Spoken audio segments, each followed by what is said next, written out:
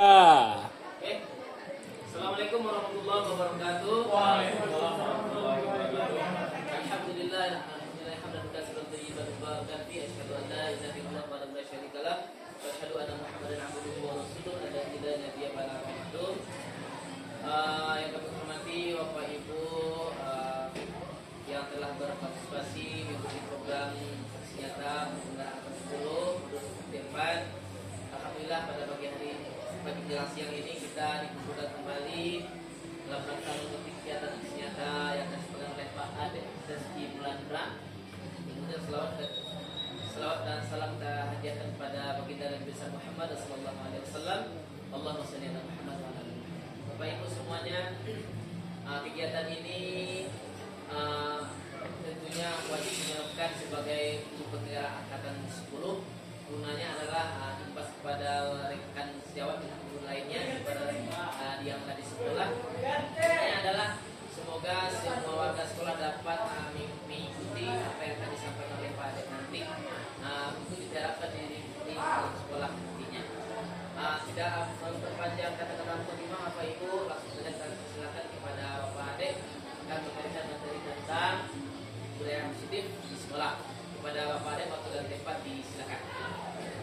Terima kasih Pak Dino. Bismillahirrahmanirrahim. Assalamualaikum warahmatullahi wabarakatuh. Waalaikumsalam. Alhamdulillahirabbil alamin. Wassalatu wassalamu ala asrofil anbiya'i wal mursalin wa ala alihi wa sahbihi rasulillah ajmain. Puji syukur kita ucapkan kehadiran Allah Subhanahu wa taala yang melimpahkan rahmat dan karunia-Nya kepada kita semua sehingga kita masih dapat dipertemukan dalam kegiatan pengimbasan pembelajaran guru penggerak yang mana kami di angkatan 10 di Kabupaten Agam kepada pihak sekolah atau warga sekolah. Salam dan salam semoga disampaikan kepada baginda Rasul kita dengan hantaran kata Allahumma sholli ala sayyidina Muhammad wa ala sayyidina Muhammad, yang mana telah membawa kita dari zaman jahiliyah menuju zaman yang penuh dengan ilmu pengetahuan seperti saat sekarang. Baiklah Bapak Ibu yang berkesempatan hadir pada ruangan kali ini. Sebelumnya kami mengucapkan terima kasih banyak kepada Bapak Kepala Sekolah beserta wakil yang telah memfasilitasi kami dalam melaksanakan kegiatan aksi nyata modul 1.4 budaya positif. Dan tak luput juga kami mengucapkan banyak terima kasih kepada Bapak Ibu warga sekolah yang sudah berkenan hadir pada kesempatan kali ini. Baiklah, kita ada beberapa materi yang nanti akan kami sampaikan. Di sini kami garis bawahi terlebih dahulu bahwasanya kami bukanlah untuk menggurui, tapi kita bertujuan untuk berkolaborasi untuk pengimbasan terhadap apa yang telah kami jalankan di aktivitas pembelajaran guru penggerak angkatan 10 ini. Untuk yang pertama yaitu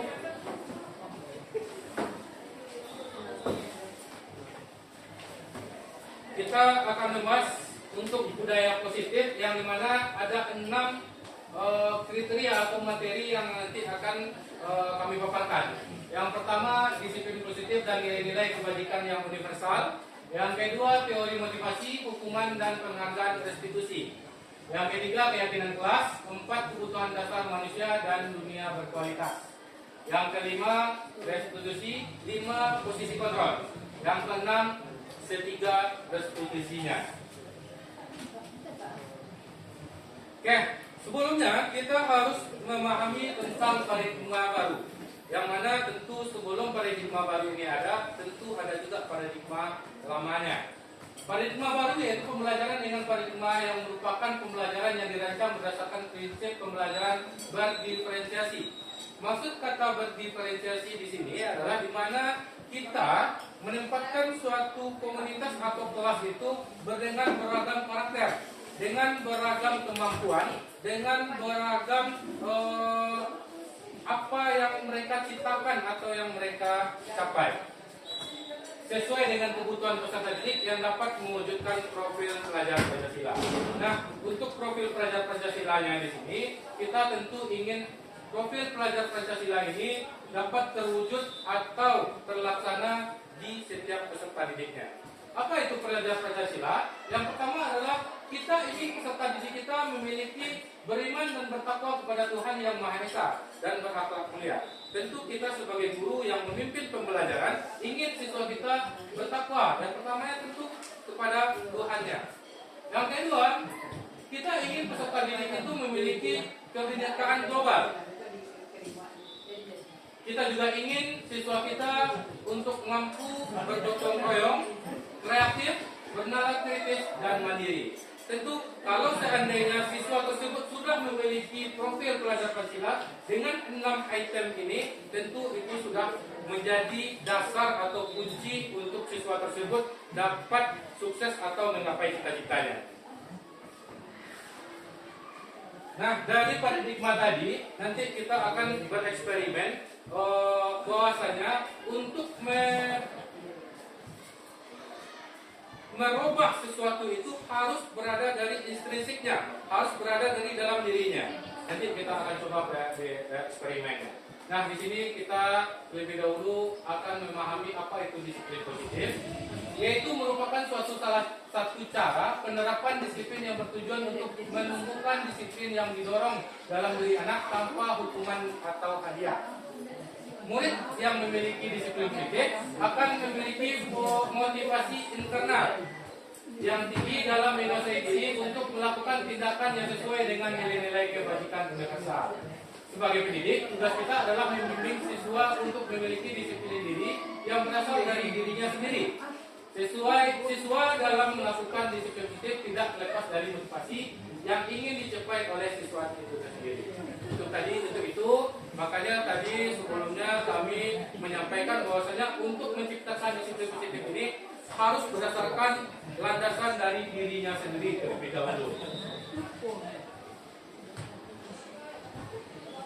Karena untuk mewujudkan disiplin positif, sekolah perlu menyediakan lingkungan yang positif, aman, nyaman, agar murid-murid mampu berpikir dan bertindak dan mencipta dengan merdeka, mandiri dan bertanggung jawab.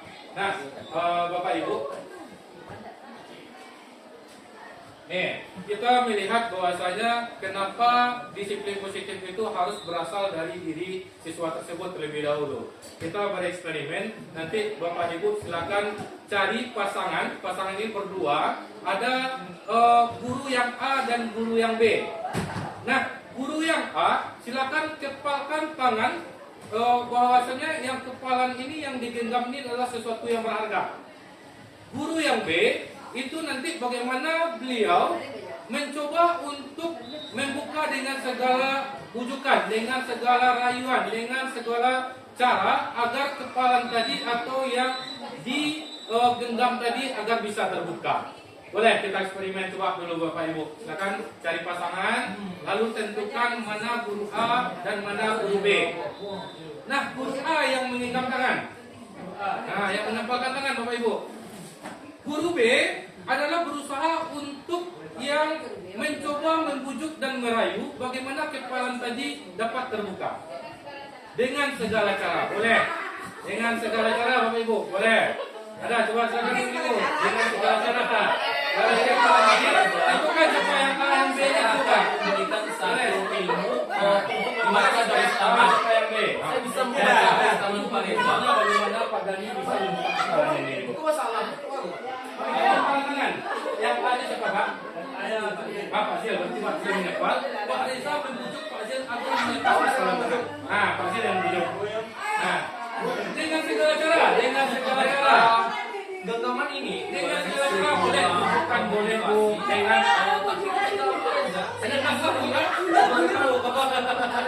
boleh dengan segala cara Bapak. Dengan boleh, kalau tidak mau dibujuk boleh dengan segala cara. Terbuka ada yang terbuka. Oke, bagus. Ada yang terbuka. Ada yang terbuka, tidak kuat ya, masih kuat. Oke, kira-kira dari eksperimen yang sebentar ini kita lakukan, apa pembelajaran yang dapat kita ambil? kita harus izin bicara. Ya, boleh Pak Zil. Hal yang dapat atau nilai yang kita ambil dari kegiatan yang sebentar ini itu kita harus melakukan kalau untuk anak ya, aplikasinya ke anak peserta didik, kita harus membawa atau mencari keinginan anak terlebih dahulu. Baru kita tahu, oh ini anaknya seperti ini. Salah satu contohnya seperti ini, misalnya anaknya hobi dalam untuk menjadi nanti dia targetnya menjadi tentara misalnya. Kita akan memotivasinya dalam bentuk olahraga. Oke, oh ini rasa bapak nih anak udah bagus ya, tapi ketika seperti ini rasanya kurang, fisiknya masih kurang. Target kita dalam 6 bulan ini harus seperti ini. Jadi ada dorongan, ayo mah, ini kurang sekolah kok. Oke, dari segi akademik bisa juga. Bulannya matematika, bisa kok. Bapak guru matematika, bisa pak, tolong kok.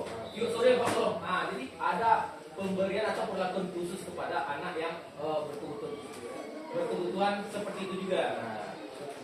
Oke, terima kasih Pak Zil. Jadi benar yang disampaikan oleh Pak Zil bahwasanya kita anak itu butuh dorongan.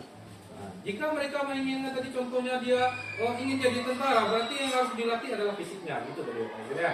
Mereka akan lebih cenderung menyukai pembelajaran yang bersifatnya di luar ruangan, beraktivitas. Kira-kira ada tambahan yang lain Bapak Ibu dari eksperimen kita yang tadi dengan kepala taman, tangan tadi Bapak Ibu? Tadi ada yang terbuka, ada yang tidak, ada yang secara dipaksa, ada yang secara terbuka selanjutnya. Ada tadi Pak Dani tidak mau dibuka. Nah, untuk yang A-nya salah satu pembelajarannya yang lagi kita ambil, yang mengontrol tangan ini dibuka atau tidak dibukanya adalah orang itu sendiri. Jadi kita walaupun siswa itu kita hanya bisa dapat mendorong, dapat pengayoman, tetapi kalau seandainya dari siswa tersebut tidak ada perubahan dari dalam dirinya, juga tidak akan mau. Seperti contoh, tadi Pak Dani tidak mau buka, sudah dengan berbagai cara dibujuk dan dirayu oleh Bu Yeni. Dan tadi ada juga dengan paksaan tadi Bu Bensi, Bu Meka dengan paksaan, sudah dibujuk, sudah dirayu, ternyata belum dibuka. Nah, setelah dipaksa ternyata buka, berarti ada juga ternyata dengan paksaan ini bisa juga untuk menuju apa yang diinginkan. Cuman kembali lagi sebenarnya dengan dipaksa tadi, walaupun sudah dipaksa, tapi ibu yang sudah terbuka tangan ini bisa lagi menutup. Jadi mana yang lebih kita harapkan? Yang kita harapkan sebenarnya adalah dengan dorongan dari kita sebagai pemimpin pembelajarannya sebagai guru, si anak ini dengan terbuka, dengan luas dia ingin merubah ke arah yang lebih baik. Itu yang sebenarnya goalnya dari eksperimen dari sebentar ini. Ya boleh begini. Terima kasih Pak Ade. Berarti di sini kita melihat anak itu tidak boleh memaksakan ya. Mari kita melihat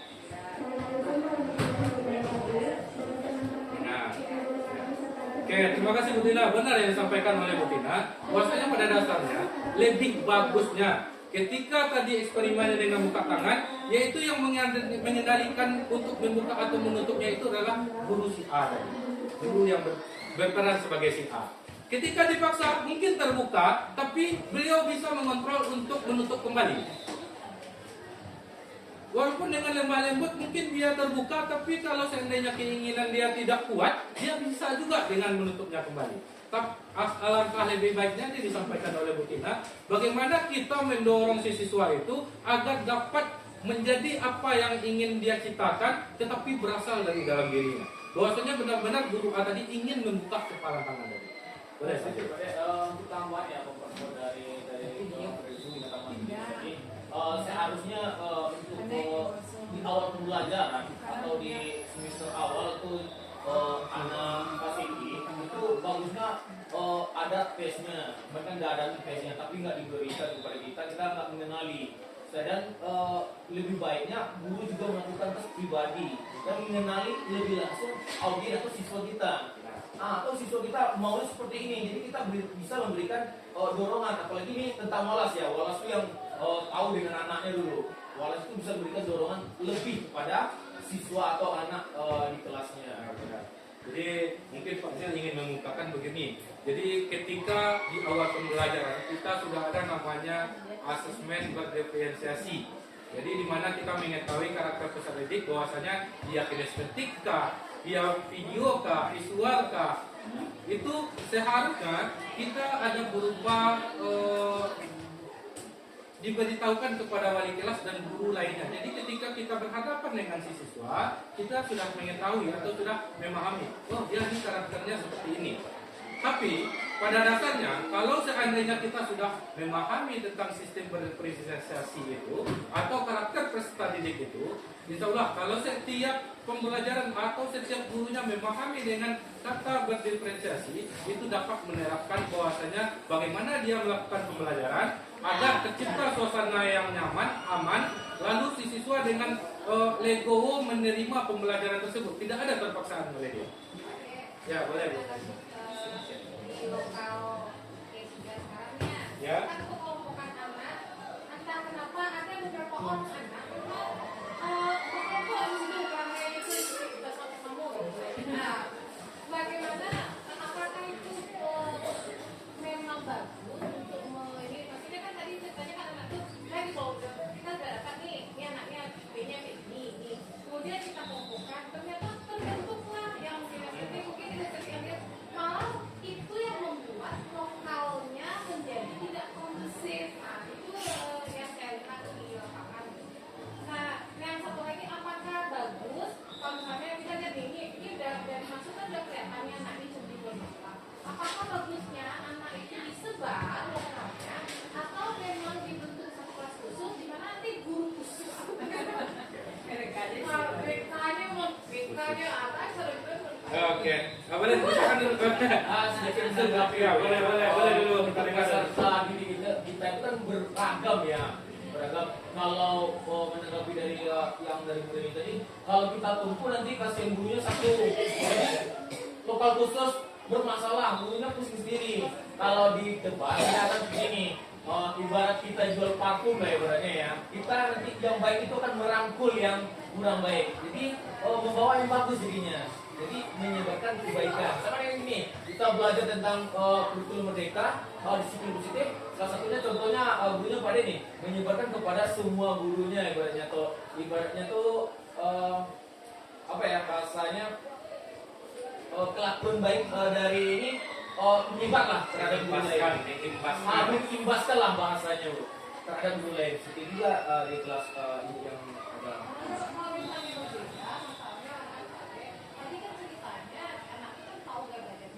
Yang kendala yang kedua lagi berarti mereka membuat pembelajaran berarti sesuai dengan gaya belajar. Kalau ada guru yang belajar semua di situ tuh disesuaikan gitu. Jadi gini Bu, yang saya serap dari berdifferensiasi itu adalah ketika si siswa kalau dikelompokkan satu, misalnya dia kinestetik satu kelas, enggak juga kelas di dalam kelas enak boleh dulu. Jadi yang katanya berdifferensiasi, dia mencoba kolaborasi ketika dia ada siswa yang aktif, tentu ada juga siswanya yang pasif. Nah, kata berdifferensiasi di sini bukan hanya karakter pelajaran tadi Bu, termasuk salah satunya adalah bagaimana dia ada siswa ini yang cepat menangkap, ada yang lemah. Nah, ketika siswa yang dapat cepat menangkap ini, dia dapat juga mengimbaskan tadi kepada siswa yang lemah. Begitu juga dengan karakter pembelajaran. Ketika anak kinestetik, kita pembelajaran di dalam ruang kelas, ketika kita membuat PowerPoint segala bagus, anak kinestetik dia tidak akan melihat dengan tampilan video-video tadi. Mereka mungkin sibuk putar-putar tanya temannya. Nah, ketika kita sibukkan dengan sebuah permainan yang kira-kira di sana mengandung nilai-nilai kebajikan, nah mereka akan bersemangat.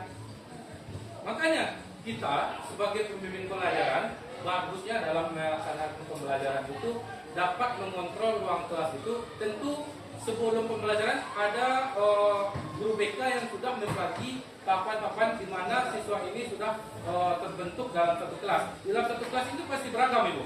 Pasti ada yang kinestetiknya, ada videonya. Bagaimana kita lagi untuk secara lebih untuk menampilkan bagaimana cara pembelajaran itu menarik dari semuanya itu. Ada prosesnya ketika ada sinestetiknya, ada video, ada tampilan videonya juga. Nah, itu nanti mereka akan berkolaborasi, maka terbentuklah diferensiasi. Begitu lebih kira. Wah, mau bertegas sedikit ya. Ya, Contohnya gini ya Bu ini. Dalam pembelajaran contohnya dalam sejarah ya. Saya tidak akan memantau dia untuk ujian lisan misalnya. Kenapa? Kalau dia lisan semua dia nggak akan mampu. Berarti ada tulisan. Berarti Pak, saya tugasnya seperti ini juga. Berarti boleh beragam, tentu dengan beragam tentu ada penilaian yang beragam juga dengan standarnya. Jadi kan kelemahan kita kan seperti itu. Kita buat penilaiannya banyak tapi nggak buat standarnya. Standar penilaian misalnya Oppo ini seperti ini tampilnya, berarti nilai segini. Kelemahannya seperti itu. Kelemahannya kita uji tulis. Tak semua anak tuh pengen uji tulis. Juga ada lisan bagusnya. Boleh. Komentar ya, boleh sih dulu bentar. Kalau kita kan memang dalam kelas itu dia beragam. Kemudian ada auditori, ada kinestetik, ada visual, itu kayak ini sesuai yang beragam itu makanya diferensiasi ada diferensiasi konten, ada diferensiasi nanti produk atau yang kayak gitu. Kemudian ada diferensiasi konten dari isi pembelajaran itu sendiri gitu. Jadi kalau kita melayani siswa dengan diferensiasi yang ketiga ini, misalnya ketiga model pembelajaran ini bisa terpenuhi. Nah, gitu. Oke, itu rasanya ada konkret juga yang dia simpel tapi sudah mencakup gitu ya dari luar. Ya, boleh Betina? Ya, terima kasih atas waktunya Pak Ade. Di sini saya cerita tentang pengalaman ini. Ketika saya pernah memberikan satu tugas anak untuk membuat silsilah keluarga, ini merupakan mata pelajaran sejarah silsilah keluarga dengan kata kafon atau boleh dengan proyek atau akhlak. Dan ternyata anak ini selalu tidak membuat. Akhirnya kan untuk penilaian saya tetap meminta menagih ya ke anak tersebut. Karena itu bercerita tentang silsilah keluarga, kakek, nenek, nanti keturunannya bagaimana. Akhirnya saya mengajak si anak ini bercerita di luar. Sambil cerita saya tanyakan berapa orang saudara ayahnya, berapa orang saudara ibunya, sampai dia menceritakan dengan nama-nama anggota keluarganya. Nah, di situ saya sudah melakukan penilaian. Nah, ternyata anak ini mungkin membuat kanva atau tugas ini terlalu berat bagi dia atau enggak ada seninya di situ. Dia merasa minder karena dia kawannya bagus-bagus semua, dia enggak mau. Akhirnya ngajak cerita, akhirnya selesailah bagian dari Dapat juga nilainya jadinya. Iya. Ya. Jadi sebelumnya mungkin kita berpikiran berdiferensiasi ini adalah karakter saja, tanda kutip karakter saja. Ada yang karakternya kinestetik, video. Kita sebelumnya beranggapan itu saja. Tapi setelah kita menggali lebih dalam, ternyata yang dikatakan diferensiasi itu sangat beragam. Nah, tentu kita sebagai guru juga dituntut dengan hal tersebut. Juga harus memahami dengan hal tersebut. Oke, rasa cukup untuk yang apa ya Bu? Kita lanjut juga ini tentang perubahan paradigma teori kontrol, ilustrasi kontrol atau miskonsepsinya. Guru mengontrol murid. Pada dasarnya, seorang guru dapat memaksa murid untuk membuat sesuatu jikalau murid tersebut memilih untuk tidak melakukannya. Walaupun tampaknya guru sedang mengontrol perilaku murid, hal demikian terjadi karena murid sedang mengizinkan dirinya dikontrol. Saat itu, hendak kontrol guru menjadi kebutuhan dasar yang dipilih murid tersebut. Teori kontrol menyatakan bahwa semua perilaku memiliki tujuan, bahkan terhadap perilaku yang tidak disukai oleh murid tersebut. Maksudnya untuk yang poin pertama, kita sebenarnya bisa untuk yang mengontrol murid ini. Misal, kita tetap tagihan kita tadi berupa catatan.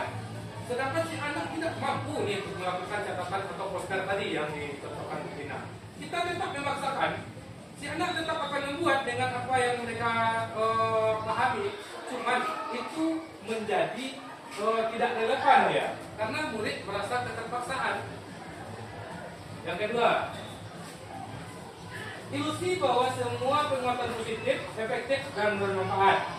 Penguatan positif atau bujukan adalah bentuk-bentuk kontrol segala usaha untuk mempengaruhi murid agar mengulangi suatu perilaku tertentu.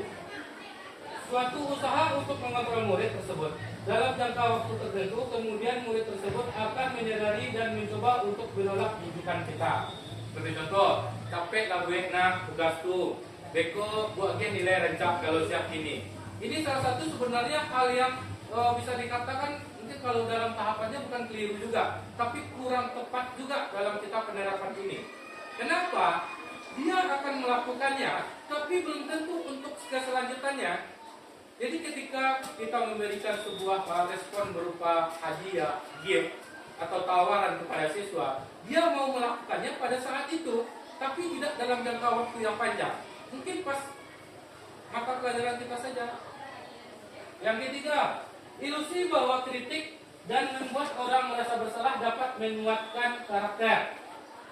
Menggunakan kritik dan merasa bersalah untuk mengontrol murid menuju pada identitas gagal. Mereka belajar untuk merasa buruk tentang diri mereka. Mereka mengembangkan dialog diri yang negatif. Kadang kala sulit bagi guru untuk mengidentifikasi bahwa mereka sedang melakukan perilaku ini. Karena seringkali guru cukup menggunakan suara halus untuk menyampaikan pesan negatif.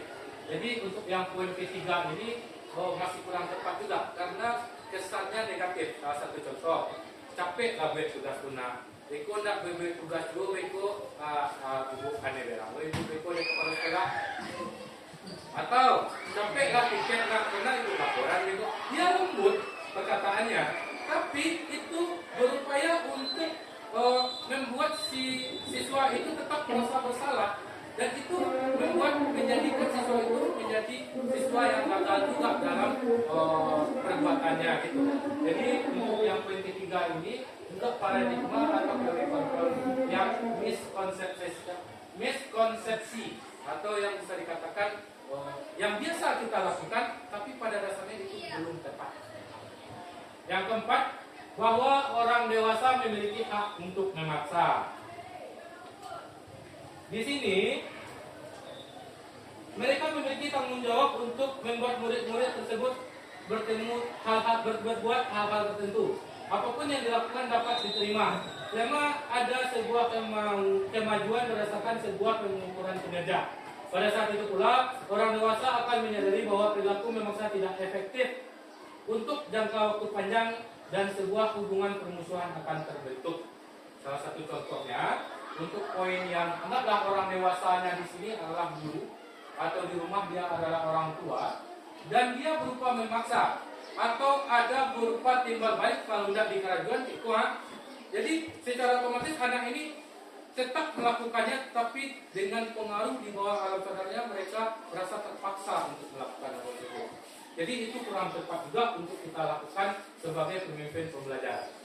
Nah, bagaimana yang bagusnya untuk memimpin sebuah pembelajaran? Tentu kita harus mencoba membangun atau menyadarkan siswa tersebut terlebih dahulu agar mereka mau tadi. Makanya eksperimen yang di awal tadi itu dia akan berhubungan lanjut sampai nanti di sesi akhir ini.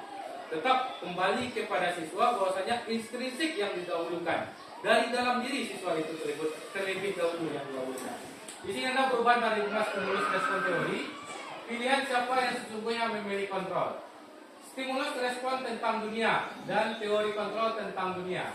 Bahwasanya di kebutuhan kita beranggapan sebagai guru, realitas kebutuhan kita sama. Pada dasarnya, setiap kebutuhan yang kita perlukan adalah yang berbeda-beda. Jadi kita tidak bisa menyamakan murid A dengan murid B. Yang kedua, semua orang melihat hal yang sama. Dengan teori kontrolnya, setiap orang memiliki gambaran yang berbeda. Seperti contohnya Bapak Ibu, ketika saya membuat angka 6, saya di sini melihatnya angka 6, tapi Bapak Ibu mungkin melihatnya angka 9, atau mungkin yang melihat dari samping sebelah kanan itu dia gambar tak terhingga jadinya. Jadi itu tergantung melihat dari sudut pandang mana untuk sesuatu hal yang kita inginkan tersebut. Yang ketiga, kita mencoba mengubah orang agar berpandangan sama dengan kita. Nah, untuk teori kontrolnya, kita berusaha memahami pandangan orang lain tentang dunia. Di sini kita beranggapan misalnya apa yang kita dapat semua harus mengikuti. Cuman untuk teori kontrol itu kita berusaha teman itu pasti punya pandangan tersendiri tentang apa yang telah kita jabarkan. Itu sah-sah saja dengan hal tersebut. Karena apa yang ditangkap oleh seseorang itu pasti akan berbeda setiap A, B, dan C-nya. Begitu juga pembelajaran penerapannya di dalam kelas. Bahwa siswa A, siswa B, ketika kita melakukan pembelajaran, mereka akan menangkap hal-hal yang berbeda-beda antara satu dengan yang lain. Orang lain bisa mengontrol saya. Untuk teori kontrolnya, hanya saya atau Anda yang bisa mengontrol diri Anda. Ini sama dengan yang kepala tangan tadi. Kita yang bisa mengontrol diri kita. Walaupun ada dorongan dari yang lain, baik itu negatif, baik itu positif, tetapi kembali kepada diri sendiri. Lanjut, paksaan ada pada saat bujukan gagal. Yang untuk teori kontrol, kolaborasi dan konsensus menciptakan pilihan-pilihan baru. Konsensus.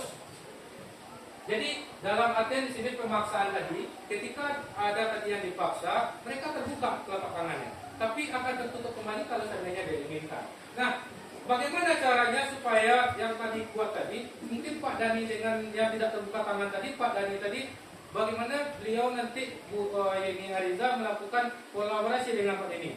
Si bola buka tangan, kalau seandainya buka tangan bisa menulis. Itu salah satu contohnya. Jadi terbukalah tangan Pak Dani untuk menulis. Gitu. Lanjut, model berpikir menang atau kalah. Sedangkan untuk teori kontrolnya, model berpikir menang. Di sini dalam tahapan berdifferensiasi tadi, bahwasanya kita menunjukkan ada siswa yang menang atau yang kalah, ada siswa yang sukses, ada yang gagal. Nah, untuk teori kontrolnya, kita mengusahakan bahwa setiap siswa itu menuju atau mencapai cita-citanya masing-masing.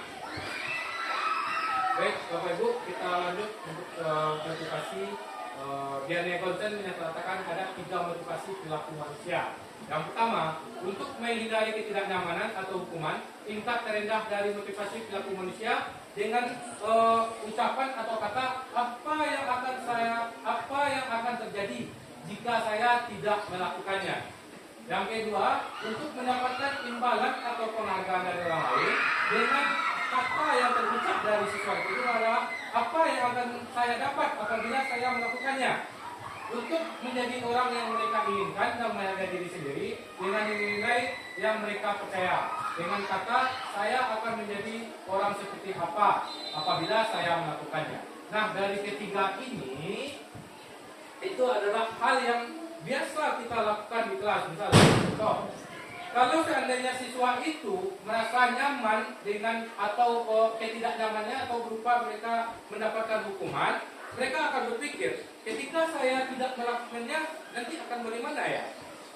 Mereka akan berupaya untuk melakukan tersebut jadinya. Nah, untuk yang kedua, apa yang akan saya dapat apabila saya melakukannya?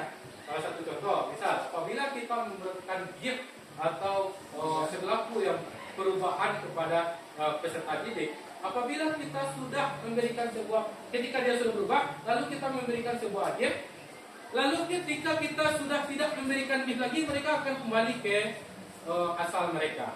Itu juga dengan yang ketiga, saya akan menjadi orang seperti apa apabila saya melakukannya.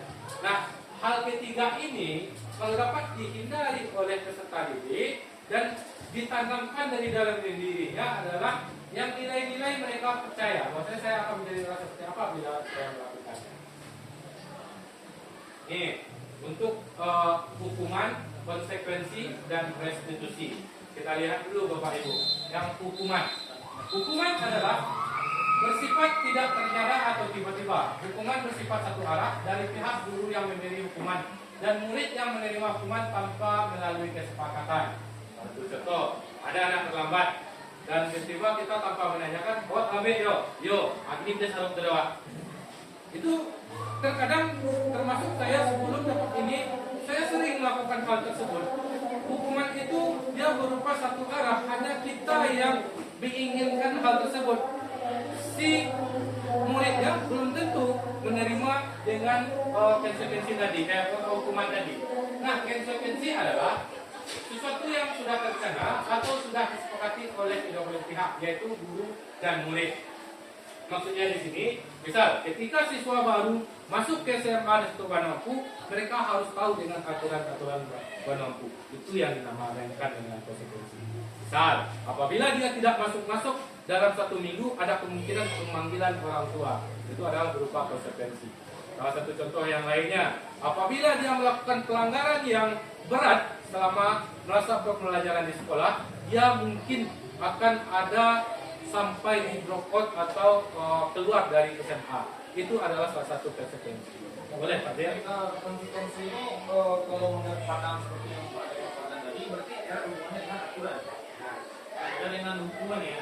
Ketika aturan dilanggar berarti akan mendapatkan konsekuensi. Nah, itu yang menurut saya. Ya benar, itu tepat yang disampaikan Pak Dir. Bahwasanya konsekuensi ini harus berdasarkan dengan aturan. Aturan adalah yang disepakati dari kedua belah pihak. Ketika siswa kita masuk ke SMA, tentu dia sudah mengetahui dengan aturan-aturan yang ada di SMA. Tegas lagi ya, konsekuensi itu aturan. Tapi ketika ada perlakuannya di dalam kelas ini untuk aturan global lah di sekolah. Ketika siswa melakukan kesalahan, misalnya dia merobek buku temannya, dia akan mendapatkan konsekuensi atau hukuman. Ya.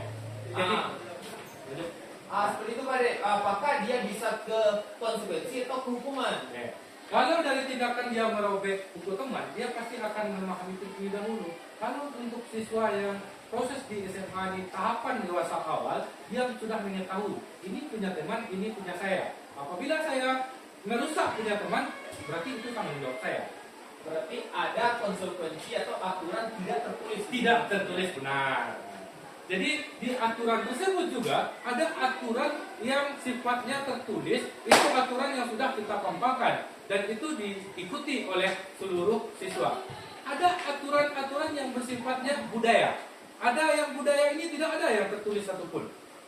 Termasuk yang tadi salah satu contohnya dia merobek buku, itu dia harus mengganti karena itu menjadi tanggung jawab dia. Nah, untuk konsekuensi, ya Bu, silakan Bu. Tentang konsekuensi.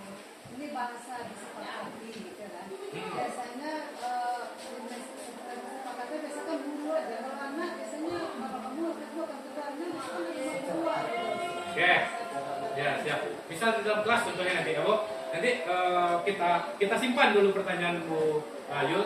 Nanti kita membahas tentang kesepakatan kelas. Jadi bagaimana aturan itu atau keyakinan itu terjadi, makanya nanti ada konsekuensi itu.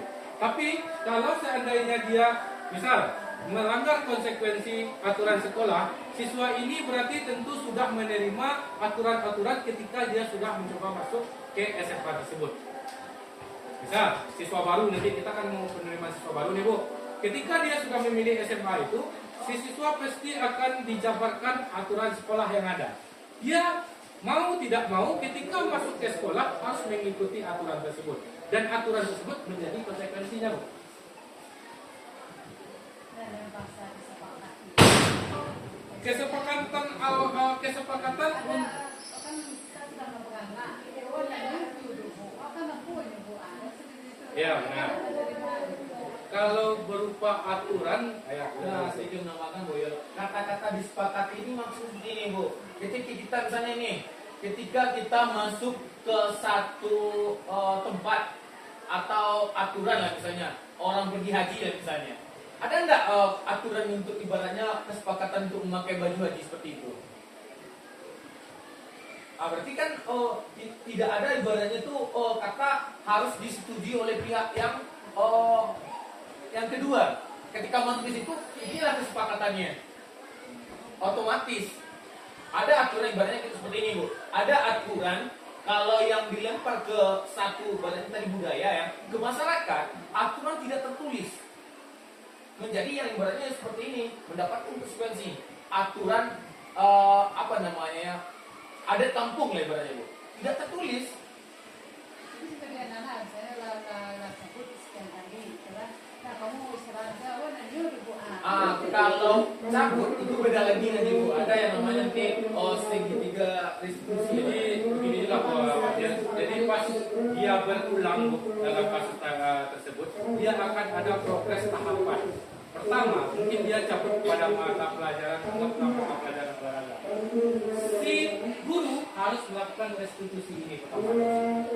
Nah, kalau seandainya si guru tetap dia melakukan berulang, nanti naik ke tahapan guru atau wali kelas. Guru mata pelajaran berkolaborasi dengan wali kelas untuk menangani si siswa ini dengan cara restitusi. Tidak juga lalu naik ke tingkatan guru mata pelajaran wali kelas dengan guru BK. Guru BK lah yang nanti menggali tahapan dengan cara restitusi. Restitusi guru BK itu lebih mendalam daripada restitusi yang dilakukan oleh guru novel ataupun guru yang lain. Boleh. Jadi saya menanggapi sedikit yang dibahas sama Bu Tio. Saya malah maksud Bu Tio itu gini, misalnya dengan aturan sekolah segala macam itu belum ada siswa dengan pihak sekolah mengadakan kesepakatan yang disepakati bersama, kan itu katanya. Sebenarnya itu sudah ada buktinya gini, waktu mereka masuk baik kaji atau dengan pihak bank atau dengan pihak sekolah, kita kan ada diberikan semacam peraturan. Terus kan ada tanda tangan, berarti kita sepakat kalau kita menandatangani kita sepakat namanya itu. Nah itu maksudnya yang disepakati. Walaupun tidak ditandatangani, tapi ketika kita sudah memilih masuk ke tempat atau area tersebut, otomatis kita berarti sudah sepakat dengan aturan yang berada di sana. Dari kenyataannya, Dari kenyataan. Kalau dari kenyataan, Pas kita masuk ke sekolah, kan ada diberikan peraturan-peraturan dari sekolah. Kan siswa ada menandatangani, bersedia mengikuti peraturan. Ya, Berarti dia sepakat namanya itu. sedikit menambahkan ya Bu ya. Sebenarnya Ah, programnya kita kan hanya sebatas kemarin tuh yang saya lihat ya Bu ya. Ini tanda tangan. Terkadang orang tua tidak memahami, anak tidak memahami. Mudah-mudahan untuk kedepannya penerimaan PPDB baru ini kita besok dipaparkan, Bu, ini aturan sekolah, ini siswanya paham juga, tanda tangan di sini, guru pun paham, jadi ini jalan jadinya. Itu maksudnya. Kalau sebelumnya kurang rasanya. karena nggak dibaca cuma di parah-parah. Di parah-parah aja. Boleh, Bu Tina, silakan Bu Tina.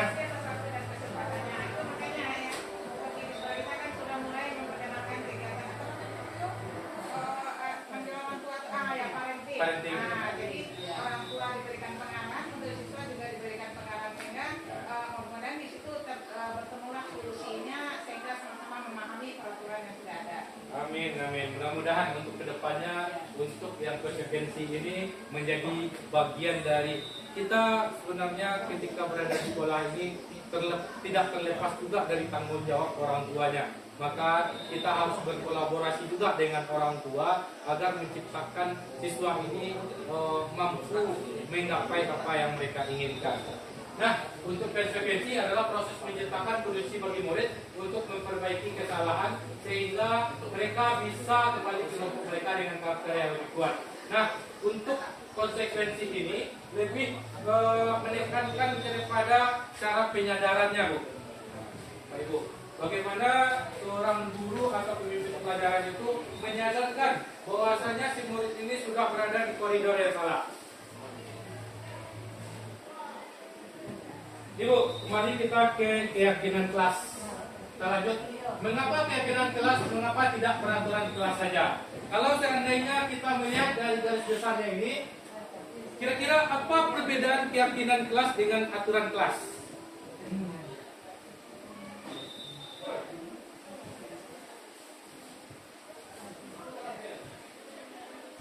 Kira-kira boleh, Bu Nancy? Kalau keyakinan kelas itu kesepakatan yang kita buat bersama dengan pihak seluruh warga di dalam kelas. Kalau peraturan kelas itu peraturan dari satu pihak saja. Oke.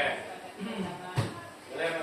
Untuk tegas dari yang berisi tadi, keyakinan kelas. Keyakinan itu adalah kesepakatan yang dibuat bersama, tapi ada kalimat positif dan kalimat negatif. Ibaratnya kalau kalimat negatif ada jelasnya menghukum. Kalau kalimat positif dia tidak akan membentuk proses ke depannya lebih baik. Jadi kalau peraturan kelas, ini dibuat gurunya terlambat 5 menit bisa dapat hukuman. Selama sekian menit bisa gini. Jadi itu bentuknya dari peraturan kelas saja. Benar yang disampaikan oleh Bu Nancy. Ini per mata pelajaran, Bu. Tapi pada dasarnya, Bu, kalau seandainya saya melihat dari kacamata saya pribadi, hal tersebut kalau seandainya diterapkan pada setiap kelas, itu bisa menjadi satu kelas itu sudah melakukan keyakinan kelas itu bisa berdampak pada seluruh mata pelajaran. Contoh pada dasarnya, kita lanjut untuk keyakinan kelasnya, contoh keyakinan kelas. Kalau di sini keyakinan kelas akan lebih memotivasi seorang dari dalam diri. Dari dalam atau motivasi secara intrinsik, seorang akan lebih tergerak dan bersemangat untuk menjalankan keyakinannya daripada hanya sekedar mengikuti serangkaian peraturan yang mengatur mereka harus berlaku begini atau begitu, yang membuat ketidaknyamanan dan keterpaksaan.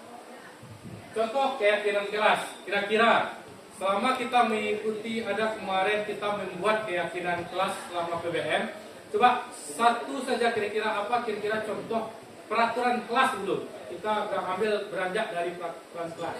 Satu saja Bu. Yang boleh menesi? Melaksanakan tugas piket. Ya, ditambahkan dulu.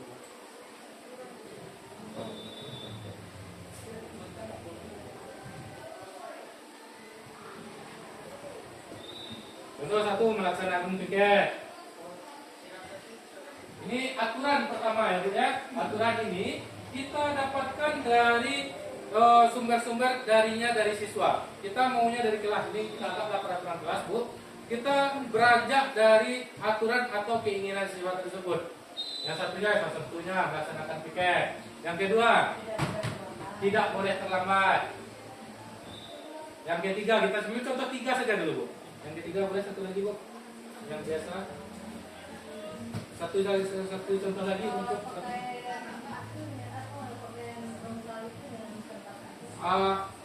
memakai atribut lengkap. Nah, memakai atribut lengkap. Oke. Di sini ada 3 aturan peraturan kelas yang kita dapatkan dari murid. Yang pertama kita lakukan adalah merubah kata ini menjadi kalimat yang positif terlebih dahulu. Contoh, melaksanakan piket. Yang pakai ini sudah positif, kira-kira apa ini?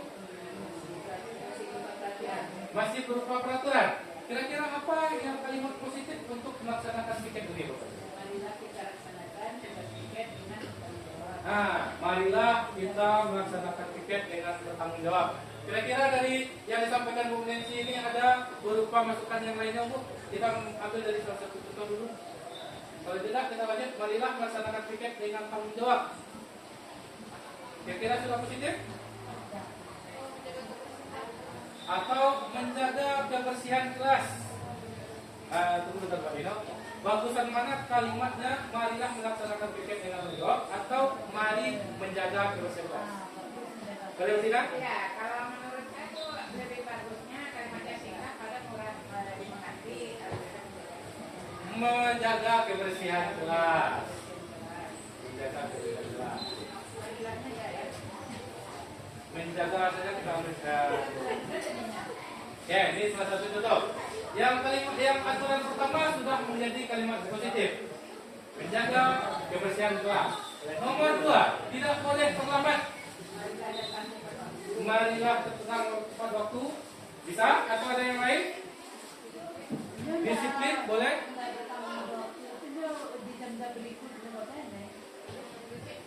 Disiplin waktu.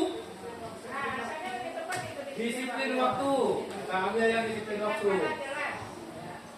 Yang ketiga, memakai atribut lengkap. Kalau sudah pas boleh kita masukkan langsung. Memakai atribut lengkap. Ya, sudah pas tuh. Masuk pakaian rapinya sama kan? Memakai atribut lengkap. Nah, sekarang kita sudah dapat peraturan kelas yang sudah kita jadikan kalimat positif. Selanjutnya, proses untuk menjadikan keyakinan kelas adalah dengan kalimat positif ini kita tanyakan kembali kepada warga di dalam kelas, apakah kita setuju dengan melaksanakan ketiga ini atau ada yang mau dirubah. Ketika kita sudah menanyakan kepada warga kelas tersebut dan mereka sudah setuju, hal itu akan menjadi konsekuensi nanti apabila si siswa tidak melakukannya. Contoh kayak piket tadi, ada guru yang tidak piket, berarti contoh keyakinan kelas yang mereka langgar adalah tidak menjaga kebersihan kelasnya. Apabila nanti ada anak yang terlambat, berarti dia sudah melanggar keyakinan kelas bahwasanya tidak disiplin waktu. Jadi ada beberapa kebiasaan kita yang sebelumnya kita menerima lalu mengelompokkan cuma sebatas itu, lalu nanti ada hukuman bagi yang kesalahan tadi. Itu yang kebiasaan kita yang sebelumnya kita laksanakan. Jadi ada poin yang kurang, yaitu bagaimana kita menjadikan peraturan-peraturan yang sudah kita kumpulkan menjadi kalimat positif. Dan kalimat positif inilah yang akan menjadi keyakinan kelas kita. Ya, boleh nih.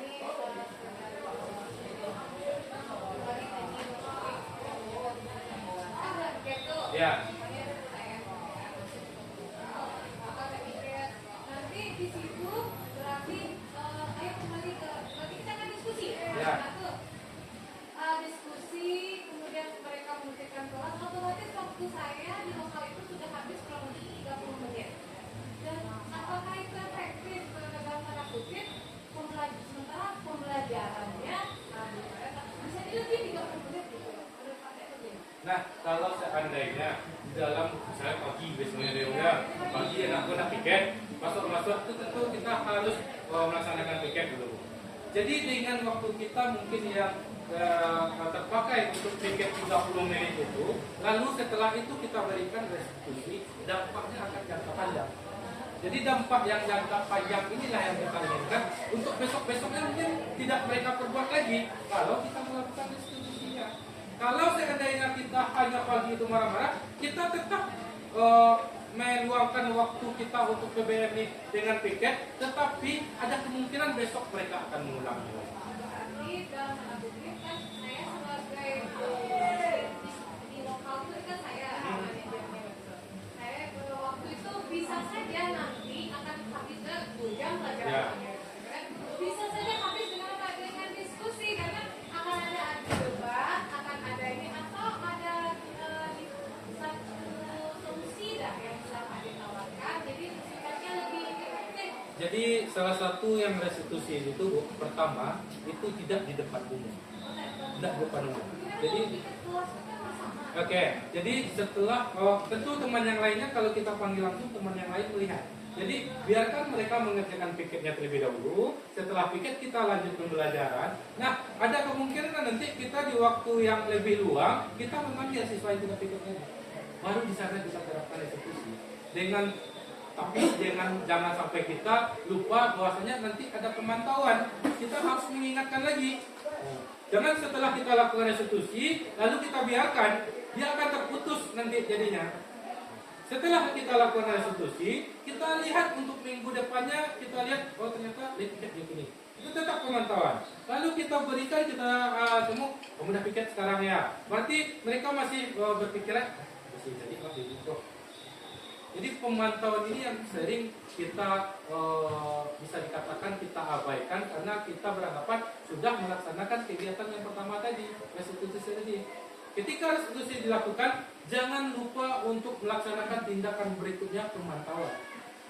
Berarti Pak berarti Pak De di lokal itu apapun yang terjadi di lokal itu adalah tanggung jawab guru pusat itu. Ya. Nanti wewenangnya berarti nggak ada campur tangan dengan wali kelas kan? Nanti itu berarti dalam tanda kutip apa yang terjadi di lokal kasus apapun itu harus diselesaikan dengan restitusi oleh guru yang bersangkutan. Tidak selesai tadi kata Pak De ada janji awal. Ada janji.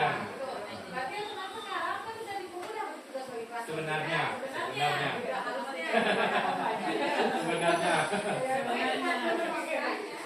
Boleh, Marino. Ini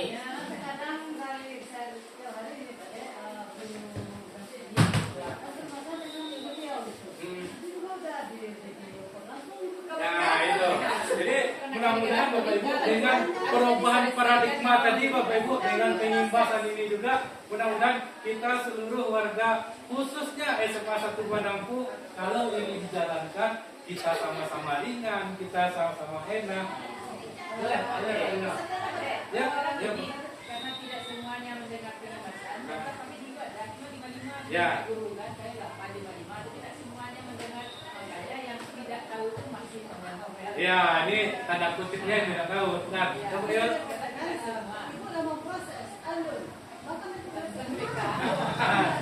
jadi itu masih paradigma yang lama ya Bu ya. Ya boleh lanjut.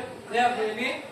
Begini ya Pak, kalau masalah disiplin positif ini memang kalau di CSP sekarang diterapkan kayak gitu, tapi kami guru yang lama sudah menerapkan seperti itu. Iya. Memang untuk memproses, memang dari guru bidang studi dulu. Kalau anak punya masalah dengan guru bidang studi harus diselesaikan. Oke, bagus. Tidak dioper ke wali kelas langsung atau tidak dioper ke guru BK. Ya. Itu jenjangnya. Memang gitu. Kalau guru yang tua-tua dulu sudah tahu juga seperti itu ya. Tapi pelaksanaannya enggak. Masalahnya karena punya guru bidang studi dia mau lepas, ibaratnya dia lepas langsung lapor ke wali kelas. Benar. Ya, termasuk saya juga seperti itu melaksanakan sekali-sekali karena kalau tidak sanggup lagi menghadapi anak itu, jadi baru kasih tahu sama wali kelasnya. Karena terkadang Kita paradigma, proses dulu guru bidang studi. Benar. Ya. karena paradigma kita yang lama, guru itu majak. Apa yang majak itu boleh?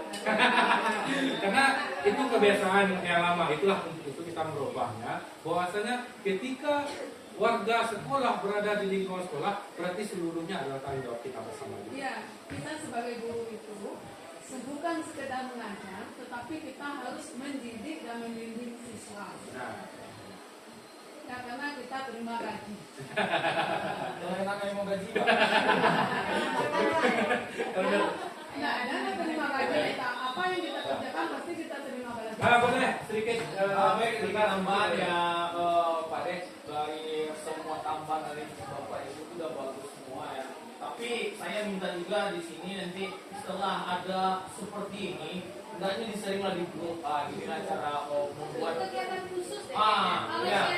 kalau enggak membuat kegiatan khusus tentang ibaratnya kayak loker karya tadi itu ya. Yang memang khusus membahas tentang disiplin positif. Disiplin positif seperti ini, aturan yang mau diterapkan seperti ini. Jadi siswa guru yang lain juga paham.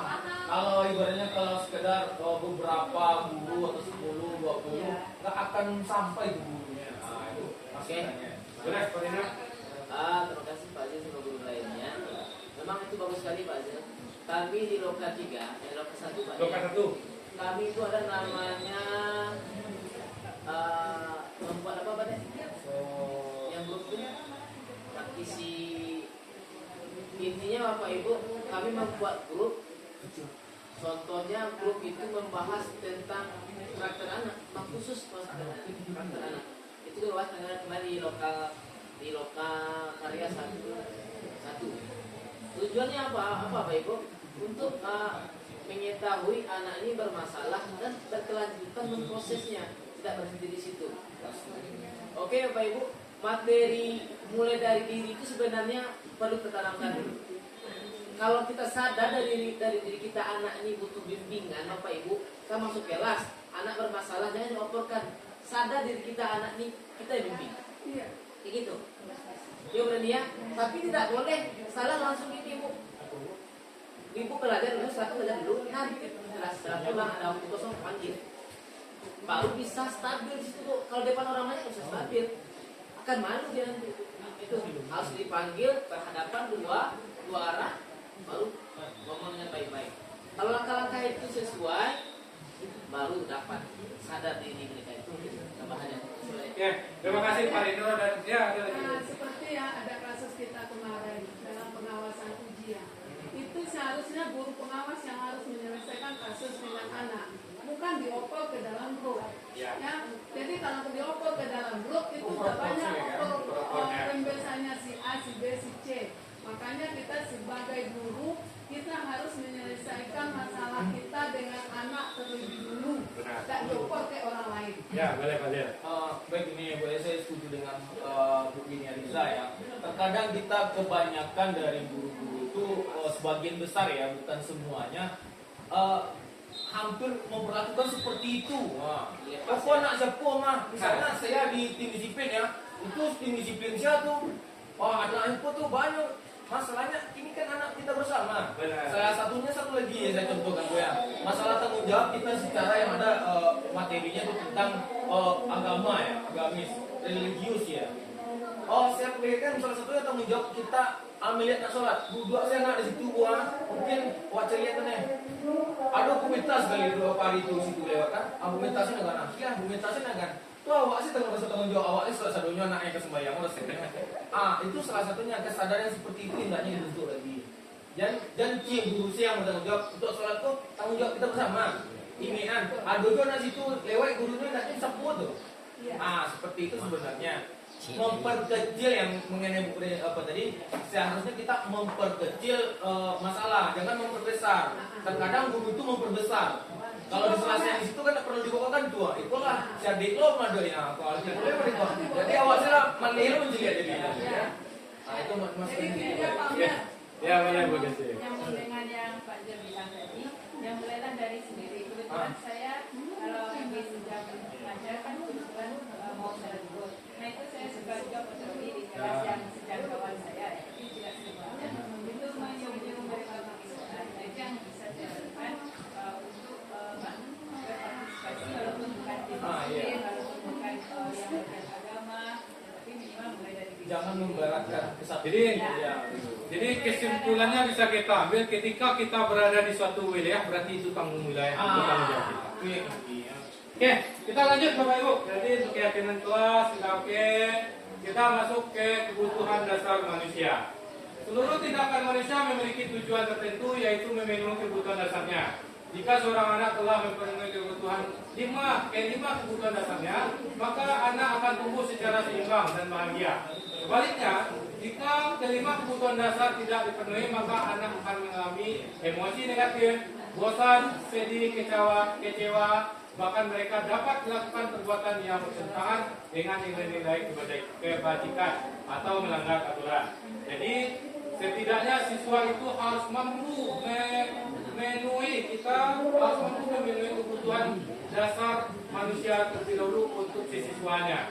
Yang pertama adalah bertahan hidup, yaitu berupa tempat tinggal, pakaian, keamanan, itu masuk dalam kebutuhan bertahan hidup, kesehatan dan makanannya.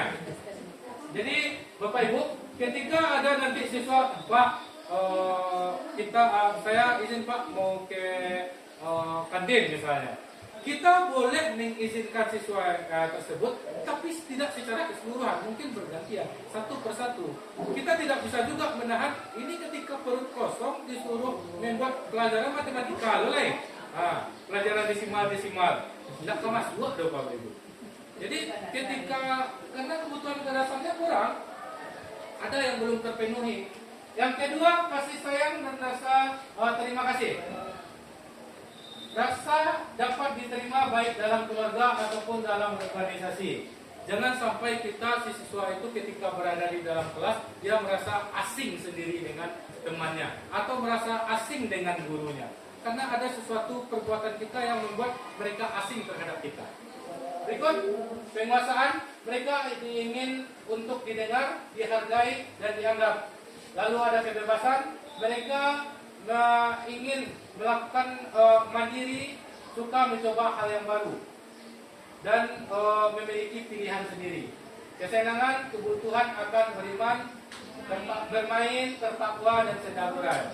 Jadi, apabila kelima kebutuhan manusia ini terpenuhi untuk si siswanya, mudah-mudahan setelah itu si siswanya mampu dengan baik menerima pembelajaran kita. Kita masuk ke kita balik dulu. Ada pertanyaan kira-kira untuk kebutuhan dasar? Kalau dilihat dengan besar, beberapa anak yang banyak yang lahir dari keluarga yang dokter. Ya. Nah ini gimana caranya? Memang dia bermain di keluarga yang berbeda. Tetapi dari yang kayak itu kan mata dia tidak diterima baik. Nah kita sebagai guru, bagaimana solusi kita mengisi? Karena itu di rumah berimbas ke sekolah masalahnya. Bagaimana berarti atau kita bisa Jadi mungkin pemahaman kami terhadap pertanyaan atau yang disampaikan oleh Bu Eni, ketika anak ini bermasalah di rumah dan ketika bagaimana caranya kita untuk di sekolahnya gitu.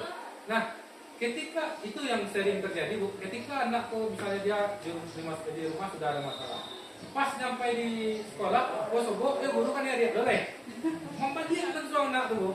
Jadi ketika dia merasa mendapatkan kenyamanan di sekolah, merasa mendapat ketenangan di sekolah, mereka akan merasa nanti seru di sekolah leh. Nah nanti mudah-mudahan setelah ini kita imbasnya pertama di pihak sekolah, mudah-mudahan setelah ini kita ada bagaimana programnya kepada pihak keluarganya. Jadi karena salah satu yang terdekat dari siswa itu yang pertama adalah keluarga. Jadi karena kita pengimbasnya yang pertama dari pihak sekolah, kita sekolah dulu lah yang mencoba untuk memperbaiki ini step by step, dan mudah-mudahan nanti ada program yang akan dilakukan oleh pemerintah kepada Kalau sedikit tambah yang memperkuat juga dari pertanyaan ini ya, masalah yang paling berbahaya, ibaratnya yang paling sering maupun di pokoknya dalam dunia pendidikan itu masalah broken pasti, bukan hanya misalnya di sekolah mampu, di seluruh Indonesia ini pendidikannya itu masalahnya broken. Jadi banyak anak tuh yang terlantar karena apa? Tidak adanya satu wacana yang sebenarnya atau program dari sekolah bagaimana cara menanganinya.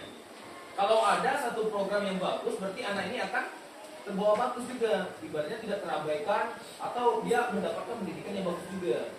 Kadangkala, kalau keluarga broken itu maaf ya Bu ya, misalnya ada yang ini, bapaknya di penjara, amatnya lo pilih pulang. Ini yang membuat anak ini nggak sinkron, anak kan juga sama neneknya. Gimana lah caranya?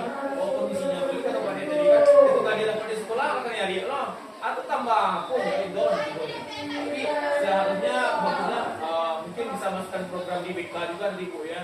Jadi ada satu konsep atau program bagaimana cara menangani anak yang seperti ini ya.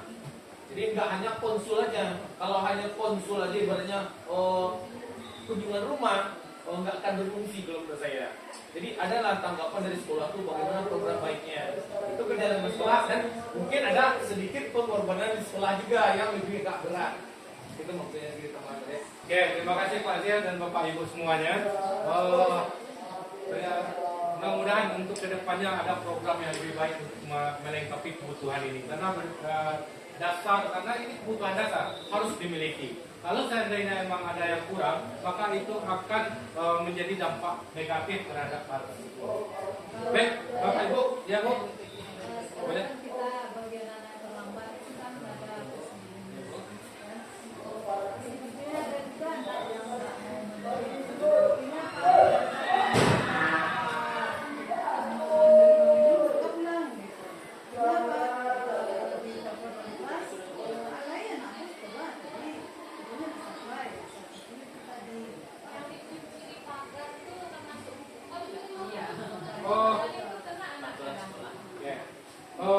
Pertama untuk menjawab dari pertanyaannya berarti masih ada kekurangan dari kebutuhan dasar. Mungkin salah satunya Bu, di kebebasan. Mereka merasa tersendiri atau terkecilkan. Jadi tidak ada pilihan yang lain. Mereka lebih suka dari tempat yang mungkin mereka tidak masuk ke sekolah, ke warung. Mungkin di warung itu terpenuhi kebutuhan mereka. Nah, jadi untuk itu seandainya kita mencoba untuk memenuhi kebutuhan ini, maka mudah-mudahan tidak ada yang siswa seperti itu lagi. Nah, kalau untuk yang Bu Deni, karena kemarin semester kemarin kita sudah membuat suatu kesepakatan, dan kesepakatan itu menjadi aturan dan sudah disosialisasikan, itu menjadi konsekuensi. Tapi bagi anak itu seperti kayak gini, mereka udah terlambat sekolah kantor, ya kan? Terus agak tunggu sampai jam 8, akhirnya anak pikir turunnya waktu itu belum sampai gerak lagi mana. Jadi apakah kondisi sudah kembali? Ada sebelumnya Bapak Ibu menambahkan? Oke, kita jawab dari Bu Deni. Kalau menurut saya perlu ditunda. Karena dari jam 7.30 sampai jam 8 anak itu tidak melakukan apa-apa. Mereka berdiri di pagar, malahan ada yang kembali pergi ke kantin atau yang kembali keluar. Setidaknya itu adalah momen untuk segitiga restitusi untuk anak. Boleh Pak ya? Menanggapi Pak ya. Ini mungkin kita harus memahami juga ini untuk guru piket ya. Terkadang kita mengacuhkan Kenapa mengajukan? Seharusnya kita ada satu guru, ini bukan saya yang pakut ngapo, bukan seperti itu. Saya kalau bikin hari Senin, saya akan temukan kubur ini yang di sini tuh. Saya akan datang di pagar. Datang, pagar sebelah sementara. Oh, aku bikin, aku, baru saya oper kubur ini. Jadi kita kan anaknya kan bertukar terus di hari Senin itu. Bukan anak yang itu terus. Jadi ada ibaratnya tuh kalau kita lepas, anak tuh di pagar akan tunjuk balik dia ke belakang tuh. Kok ada makan tuh? Dia makan, salah aku. Memang sebelum saya kasih ke Bu Reni kemarin waktu weekend, saya udah kasih benar loh besok dan merikul oleh. Tapi kan nggak semua guru yang melakukan seperti itu. Jadi makanya perlu kerjasama semua warga sekolah. Jadi salah satu kolaborasi tadi sangat penting. Dan kalau untuk khusus yang aturan yang 7.30 sampai 8 ini, kalau dapat itulah momen diskusi. Daripada tidak ada ketentuan gitu. Kita ngomongnya tuh lagi berpikir lah dulu keranjurnya berpikir. Jadi mudah-mudahan setelah ada pengimbasan ini, ada perubahan yang terjadi. Bapak Ibu, kita lanjut untuk posisi kontrol. 5 posisi kontrol.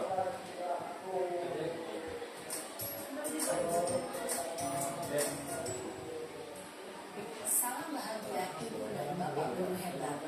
Dalam penerapan disiplin positif restitusi, salah satu program yang dikembangkan adalah 5 posisi kontrol. 5 posisi kontrol dalam restitusi adalah proses perjalanan seorang guru agar dapat mengenali dirinya. Pada video kali ini, kita akan membahas tentang 5 posisi kontrol yang dikembangkan oleh Dian dosen dan contoh penerapannya.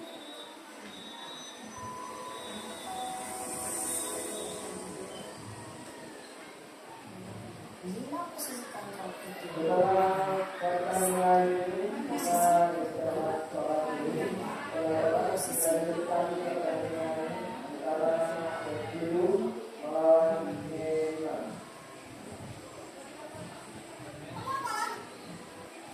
mari kita saksikan kasusnya yang terlambat hadir 24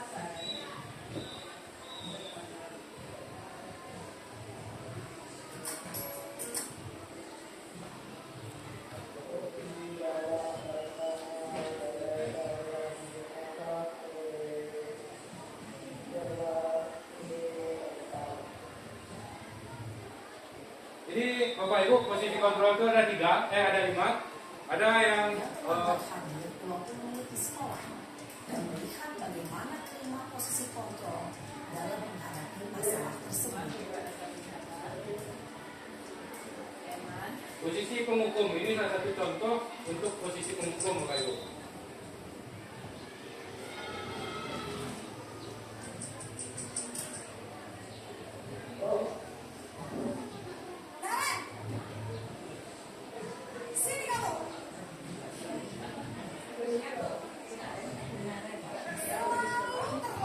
Siap Bu Tina tuh, Bu. Ini yang penghukum ya Bu ya. Ada kata-kata selalu terlambat. Kamu terus terlambat. Nah. Ibu apa sekarang? Ibu itu.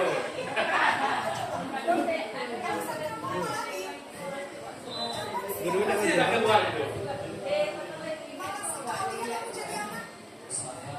Dasar pemalas, gak terbentuk sih kamu. Sudah berapa kali terlambat? Sana, kamu keliling lapangan basket 2 kali.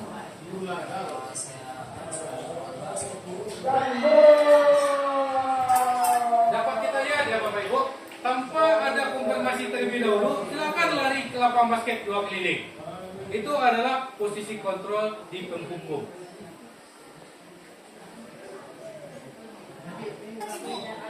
Berani-beraninya jawab. Sudah terlambat, masih berani jawab. Sekarang, keliling lapangan basket 15 kali. Biar orang cepat. Berani saya lapangan basket. Posisi penghukum biasanya berbicara dengan menghadiri, menunjuk-nunjuk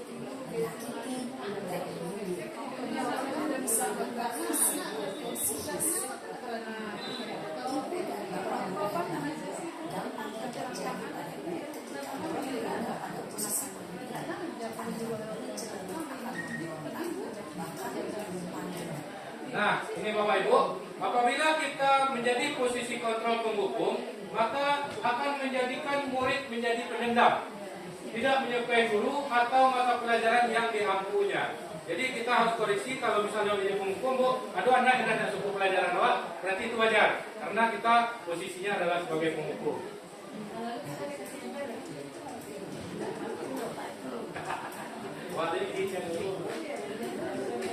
Ini pembuat posisi pembuat rasa bersalah.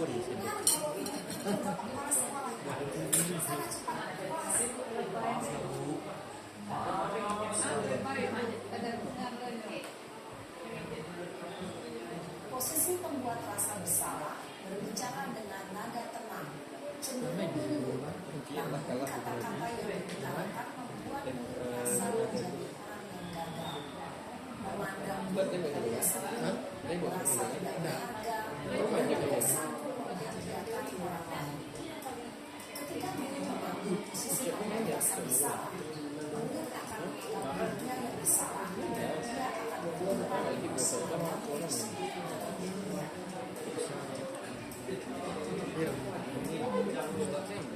Posisi teman. Ini contoh perilaku atau posisi teman ketika guru dengan muridnya. Orangnya sama, Bu. Orangnya sama. Modelnya sama. Bermain peran ya.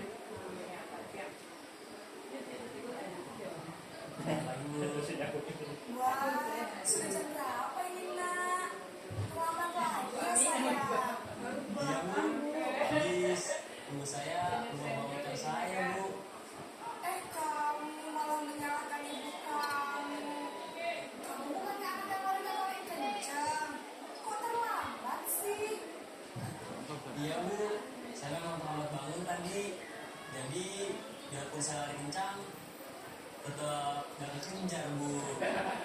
Ya sudah sana. Nanti lain kali larinya lebih kencang lagi ya. Biar gak terlambat lagi. Bikin senang ibu. Demi ibu. Bisa kan? Bisa, Bu. Sudah, fokus saja posisi temannya ya, Bu ya. Kamu ini ada saja.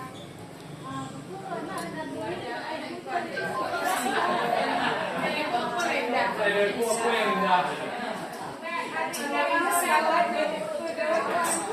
Mas itu yang jadi apa ya, Bu? Baik, Bu, sampai Salting guru ya.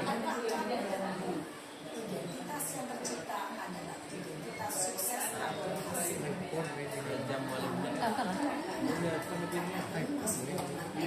Wih, panjang ini. ini intinya ya, Bu. Ini masih dorongan eksternal kalau dalam posisi teman. Karena ibu, Dewi ibu tadi. Jangan pada. Oh, ada gigi tadi. Jangan pada gigi. Untuk posisi pemantau atau monitor, Jangan ya kalau itu. itu untuk dilakukan jadi. Ah, iya.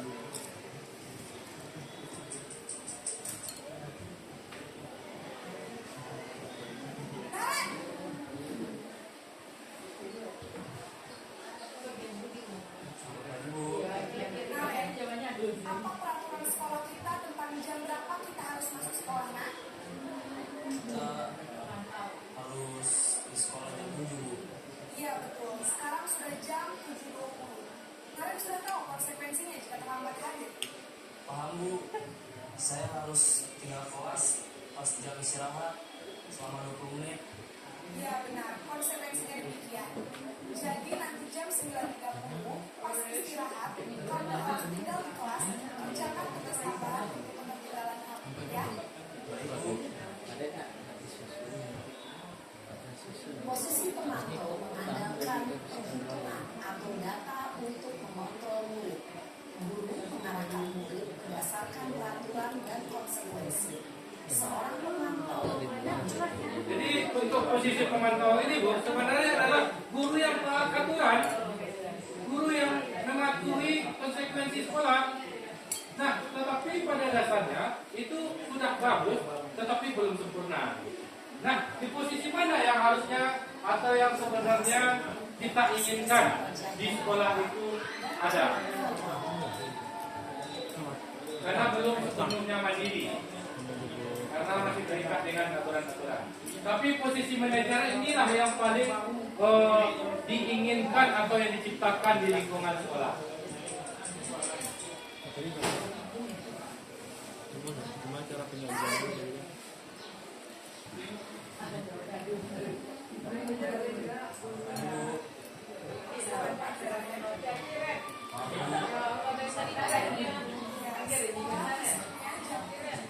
sekarang sudah jam 7.20. Jadi sekarang bagaimana ini Arek? Maaf Bu, selepas saya semalam. Baiklah, menurut kamu, kira-kira sekolah yang mana yang perlu kamu tingkatkan? Nah, ini harus institusinya apa Bu? Diri sendiri dan orang lain mungkin ya Bu. Cuma kalau situasi itu Iya Bu, saya meyakininya. Apakah kalian bersedia memperbaiki masalah keluarga? Bersedia Bu. Bagaimana kalau memperbaiki masalah keterlambatan?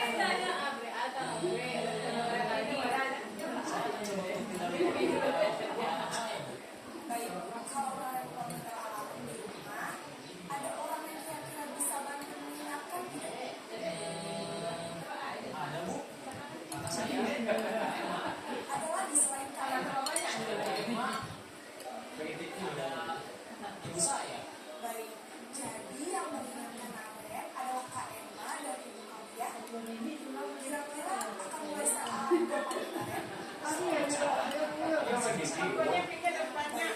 jadi Arek akan setel alarm untuk bangun besok pagi dan akan diingatkan oleh kakak dan ibunda Arek ya. Ada lagi yang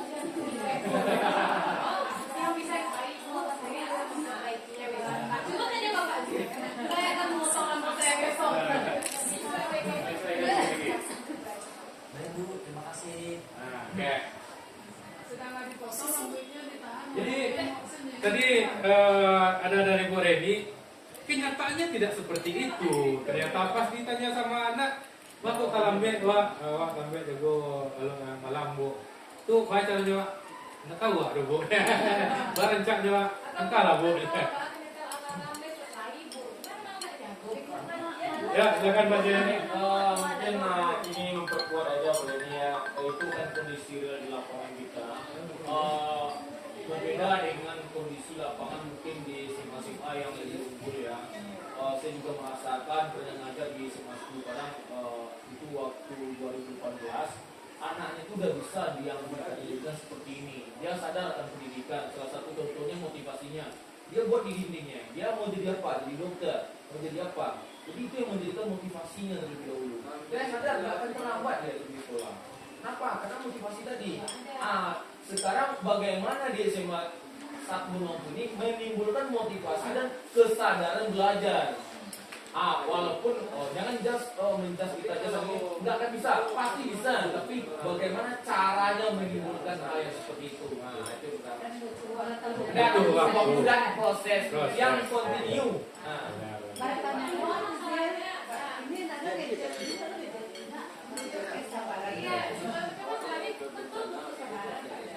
Cuma saya ini kan kalau dalam kelas selamat terima kasih. Kadang anak lumayan dia mulai dari sampai ini. Tapi bisa punya kan sampai ke itu. Mulai semua dari ini mulai dihitung. Nantinya kalau banyak 43%. Itu dia Tidak, Bu. Jadi saya selaku lingkungan yang mikir, kalau memang semua udah kalau kita tidak terlalu mendramatisir keterlambatan siswa ininya gitu. Kalau memang proses kita mungkin tidak bekerja konsisten dalam representasi siswa. Jadi masalah nilai itu kita tidak perlu terlalu ego mengerti itu jadinya baik gitu. Jadi gini Bu ya, mungkin salah satunya kasusnya di anak gue ini tuh udah saya lakukan mungkin restitusi ya, secara tidak langsung Muhammad Fauzan Kurniawan namanya. Jadi udah ditemukan dia tinggal di Balimka, dia membantu orang tuanya, dia masak pagi dulu, datang bangun terlambat, itu udah saya kasih restitusi secara tidak langsung ya. Bagaimana besok lebihan supaya tidak terlambat? Oke Pak, besok saya bangun pagi lagi Pak. Bagi waktu, Anda masak nasi pagi. Kalau pagi tidak terkejar berarti Anda masak nasi malam. Itu yang kendalanya. Oke, saya perhatikan memang perubahannya nggak signifikan, tapi ada perubahan. Jadi memang ada perubahan. Jadi kalau kita proses dia ada perubahan, berarti kita udah bersyukur Bu. Tapi dia terlambat dah. Yo hari saya kalau nyusul bulan terlambat baca loh ya. Jadi kan kalau dia terlambat sekarang, besok seminggu lagi terlambat sekali, itu bisa dimaklumi lah. Karena kondisinya kita berbeda-beda. Oke, boleh Bu Edi. Sesuai dengan topiknya Pak Ade, itu disiplin positif. Disiplin positif itu kan dari dalam diri kita sendiri. Ya, kalau seandainya kita punya niat, ada dorongan dari orang tua, otomatis siswa kita tidak akan terlambat. Bukan anak Hureni aja, anak saya juga ada yang seperti itu, lokal saya ya. Jadi karena dia motivasinya kurang dari dirinya, kemudian orang tua tidak ada pula pagi di rumah lagi, sehingga menyebabkan si anak ini terlambat datang ke sekolah. Jadi makanya disiplinnya itu dimulai dari dirinya sendiri. Kita di sekolah hanya sebagai pendidik dan mengingatkan siswa lagi. Kalau seandainya sudah dari dirinya, mulai dari dirinya itu akan berdampak juga pada kehidupannya. Menambahkan atau tambahan dari Bu ini ya, sebenarnya yang masalah disiplin ini Bu ya, itu didikan dari keluarga sebenarnya. Kalau keluarga saya sudah mencontohkan, ada ibaratnya mencontoh dari satu keluarga itu teman saya, anaknya 7 ke 8 semuanya, pendidikannya sama, bagus. Dia butuh misalnya sopan santun, dia diajarkan sopan santun. Orang duduk, contohnya duduk di atas meja nih, di atas kursi ya. Di atas kursi, orang duduk di bawah semuanya, teman-teman saya ketika datang ke rumahnya. Bunda pernah mengajarkan nggak seperti itu? Langsung aja duduk. Berarti itu adalah didikan yang mendasar dari rumah, termasuk disiplin. Ketika anak diajarkan bangun pagi, kebanyakan orang tua tuh lalu aja anak sampai jam 10 biar itu. Itu yang menjadi kebiasaan. Jadi kalau di rumah bagus pasti di sekolah bagus. Jadi kita harus sebenarnya memberikan dorongan juga terhadap orang tua di rumah, maksudnya perbekalan juga. Jadi ini kayaknya terbalik sekarang Pak Dil. Dari sekolah dulu baru nanti lingkungan rumah. Kalau seharusnya rumah dulu baru kita enak di sekolah. Ibaratnya kalau merubah 15 tahun kebiasaan itu dalam waktu seminggu 2 minggu nggak bisa. Adun. Berarti butuh kolaborasi. Butuh kolaborasi seperti kayak parenting dengan orang tua. Oke, baik. Ya Bu, boleh Bu, silakan Bu. Betul. Ayo dia apa itu jadi kerajaan itu? Yo, ada yang ketemu tuh kalau enggak pakai kerajaan lu Pak, enggak makan kami ya Pak. Jadi harus dari siswanya. Kita sebagai guru kan begitu juga kan. Kalau seandainya bel udah bunyi jam 7:30, kita udah membayangkan pintu akan terkunci. Bagaimana? Bagaimana langkah kita supaya tidak sampai kita terkurung di luar pulau malu. Jadi walaupun bagaimana cara kita lakukan untuk tidak terlambat. Yang disampaikan begini sebenarnya yang goal poinnya. Oke, ini tadi posisi kontrol, ada penghukum, pembuat rasa bersalah, teman tahu, dan bagaimana kita menciptakan bagaimana kita seorang pemimpin pembelajaran menjadi manajer yang baik. Nah, untuk posisi motivasi eksternal dan intrinsik ini, ada guru berbuat dan penghukum, ada yang merasa bersalah, teman dan pemantau atau manajer.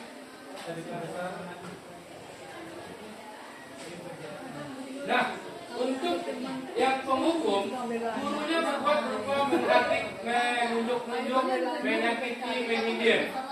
Dan perkataan guru biasanya, kalau kamu tidak melakukannya, saya akan. Hasilnya, siswa akan memberontak, dendam, menyalahkan orang lain. Dan untuk membuat rasa bermasalah, gurunya yang sering berbuat seperti berceramah, menunjuk kekecewaan, dan guru berkata, kamu sudah mengecewakan bapak atau ibu. Nah, hasilnya yaitu menyembunyikan atau menyangkal, berbohong siswanya jadinya. Lalu untuk sebagai apabila kita mengambil posisi kontrol sebagai teman, kita guru sering membuat seperti membuat alasan-alasan untuk murid. Kayak tadi, ayolah, ini segala macam. Bagaimana kita mengajak murid? Kita beralasan kan untuk ibu ya. Nah, jadi gurunya berkata lakukan untuk bapak atau ibu. Ya sudah, nanti bapak ibu bantu bereskan. Maka hasilnya siswa itu akan ketergantungan. Nah, apabila sebagai posisi kita sebagai pemantau dengan perbuatan yaitu menghitung atau mengukur, seperti contohnya bagaimana aturan sekolah, apa harusnya atau apa konsekuensi atau sanksinya, apa yang telah kamu lakukan, apa yang terjadi sekarang, hasilnya dia akan menyesuaikan bila diawasi saja. Kalau sudah terlepas dari pengawasan kita, maka dia akan kembali seperti karakternya sebelumnya. Nah, bagaimana yang bagusnya? Yaitu sebagai manajer. Guru berbuatnya itu menunjukkan pertanyaan-pertanyaan yang akan ditimbal balik oleh si siswanya. Dengan perkataan, apa yang kamu yakini? Apa yang kita yakini? Apa kamu yakini dengan hal tersebut? Apa yang kamu yakini atau kamu lakukan untuk cara memperbaikinya? Nah, hasilnya akan menguatkan watak atau karakter si siswa tadi. Mungkin begitu ya Bapak Ibu. Untuk posisi kontrol, sekarang kita masuk ke segitiga restitusi. Nah, segitiga restitusi ini yaitu ada 3: menstabilkan identitas, validasi tindakan yang salah, menanyakan keyakinan. Untuk menstabilkan identitas, yaitu bisa perkataannya dengan setiap orang pernah melakukan kesalahan, atau kamu bukan satu-satunya yang pernah melakukan ini. Validasi tindakan yang salah bisa dengan kata kamu tentu punya alasan mengapa melakukan hal tersebut. Atau adakah cara yang lebih efektif untuk mendapatkan apa yang kamu inginkan? Untuk menanyakan keyakinan bisa dengan kata-kata kamu ingin menjadi orang seperti apa, atau keyakinan kelas apa yang telah kita sepakati. Sepertinya ada salah satu contoh. Ini bagaimana cara dari segitiga diskusi yang dilakukan oleh boleh secara apa Bu, tapi yang disebut yang siswa sudah merasa bisa contoh gambaran bagaimana diskusi yang menerapkan lingkungan sekolah yang dikenal dengan nama restitusi.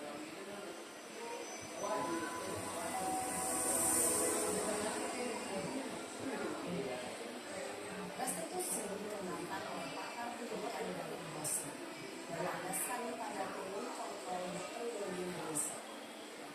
Segitiga restitusi adalah suatu proses dialog yang dijalankan oleh guru atau orang tua agar dapat menghasilkan murid yang mandiri dan bertanggung jawab. Pada saat ini posisi manajer, aspek yang dikembangkan pada murid adalah motivasi kompetensi, sehingga pengalaman nilai-nilai kebajikan dapat tumbuh dan berkembang menjadi suatu kebiasaan positif yang akhirnya membentukkan.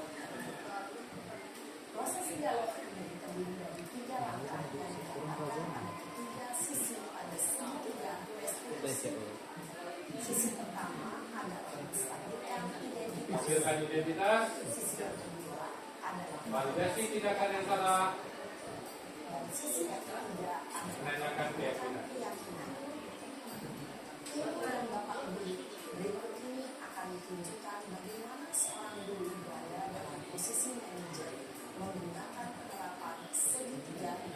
Contohnya Bapak dan Ibunya mencoba restitusi sebagai manajer.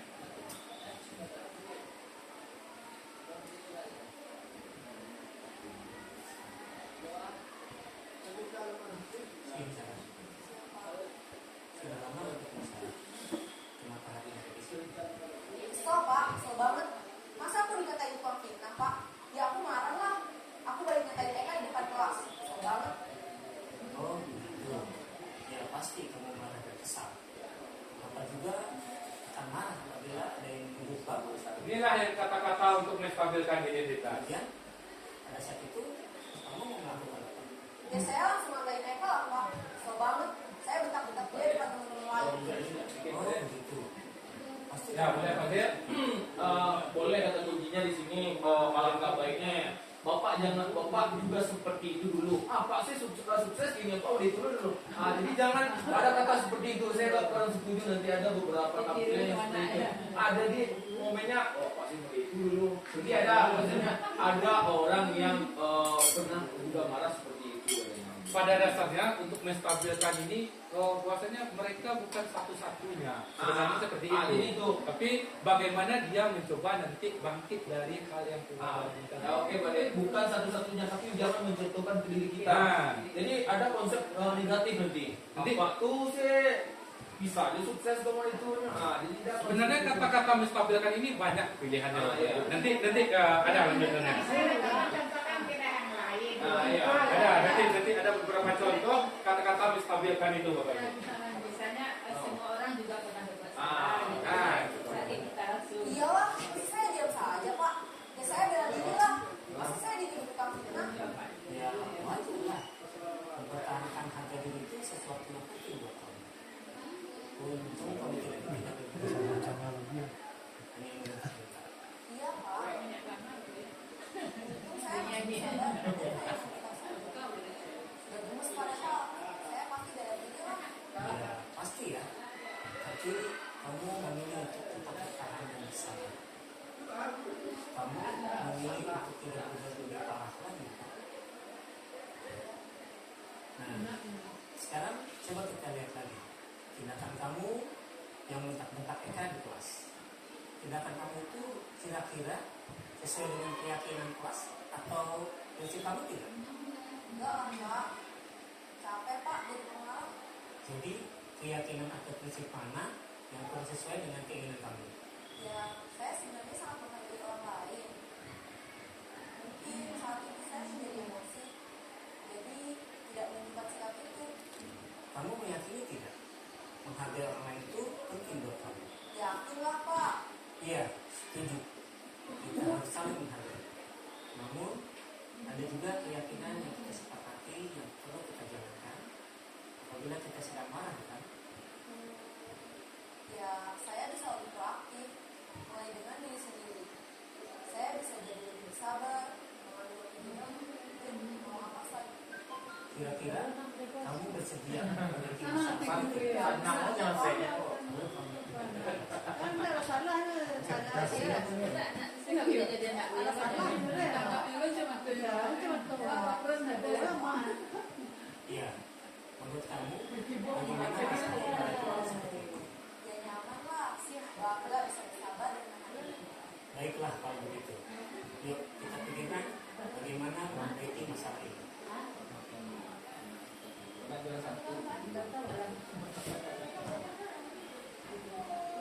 Jadi kebahan. Jadi Bapak Ibu ingat. Jadi tadi yaitu menstabilkan identitas. Nah, ini bisa dengan bertujuan untuk mengubah identitas anak dari yang gagal karena melakukan kesalahan menjadi orang sukses.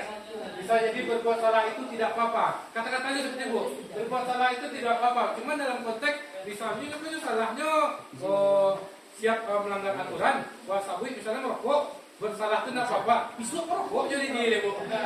Jadi kita lihat dulu bagaimana mana kata-kata yang bagus kita gunakan. Misal, tidak ada manusia yang sempurna, itu mungkin bisa juga.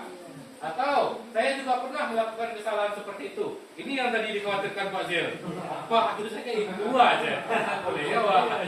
Nah, jadi ini beberapa pilihan kata, kita sesuaikan dengan persoalan yang ada, dan bagaimana kita sesuaikan juga dengan si siswa yang akan kita restitusikan.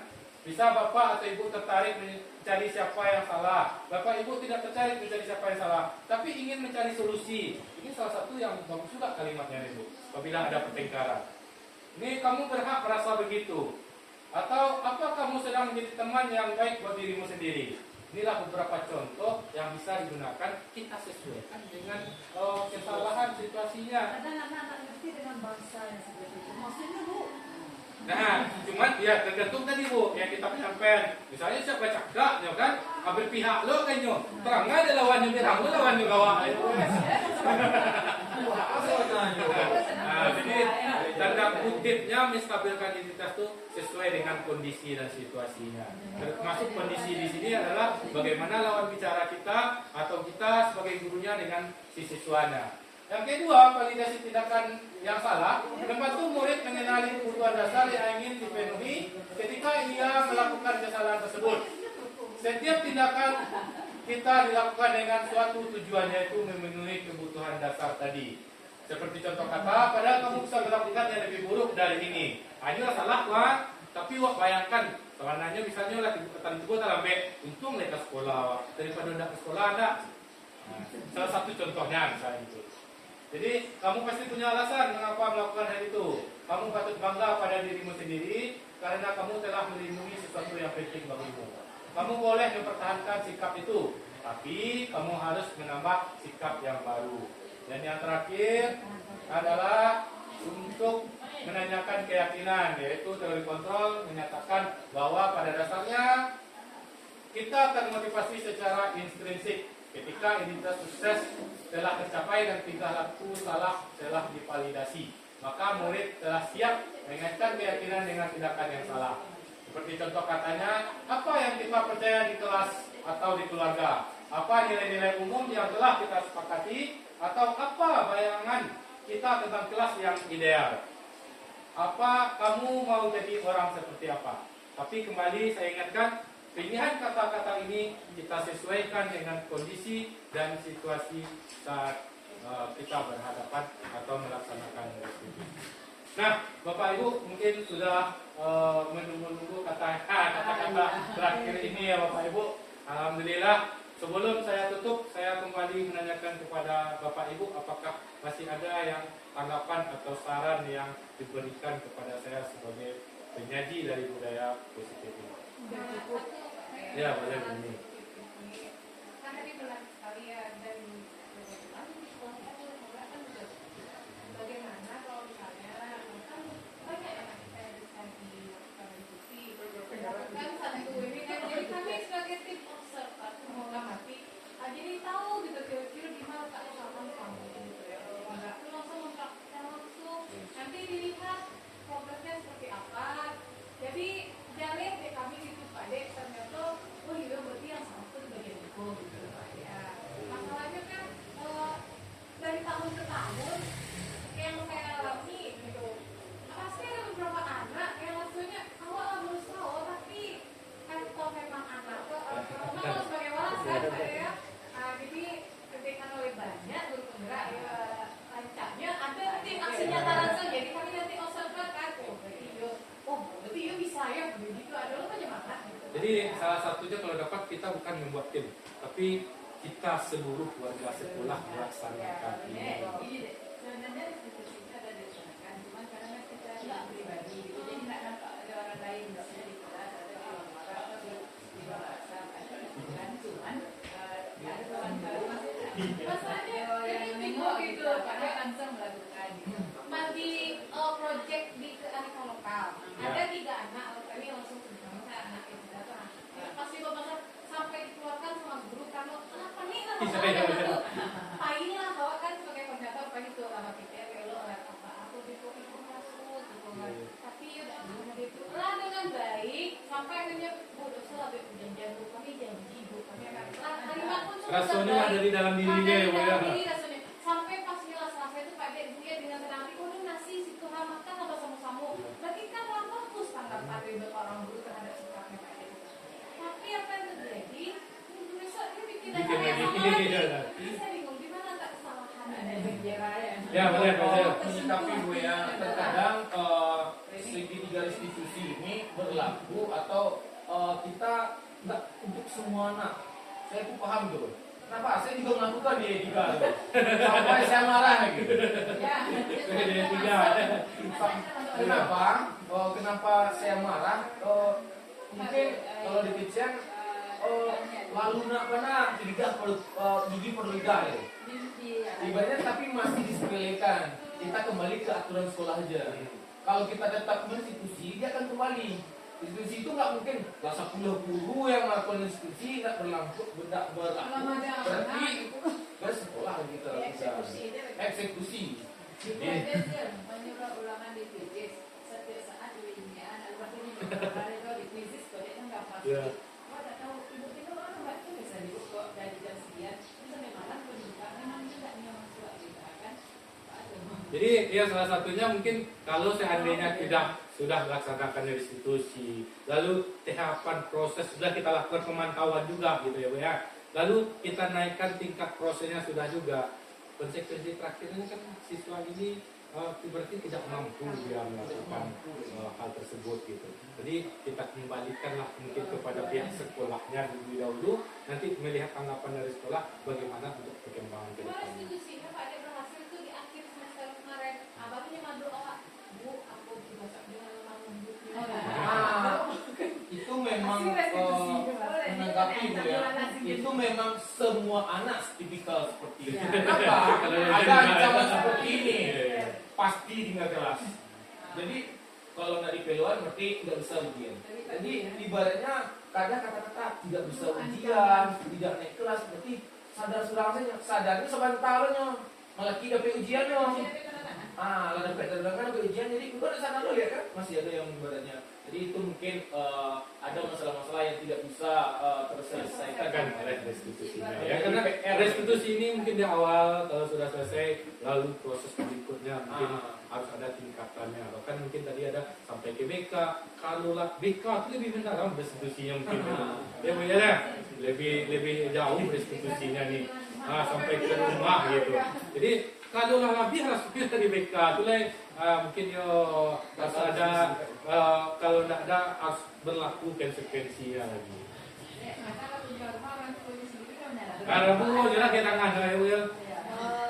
Pas ujian kemarin ini kan masih banyak di antara anak-anak kita yang belum menyelesaikan sampai akhirnya 100 lebih. Ya benar. Nah ini sepertinya harus kita bersama-sama sampai anak-anak yang bisa laku si itu merasa lama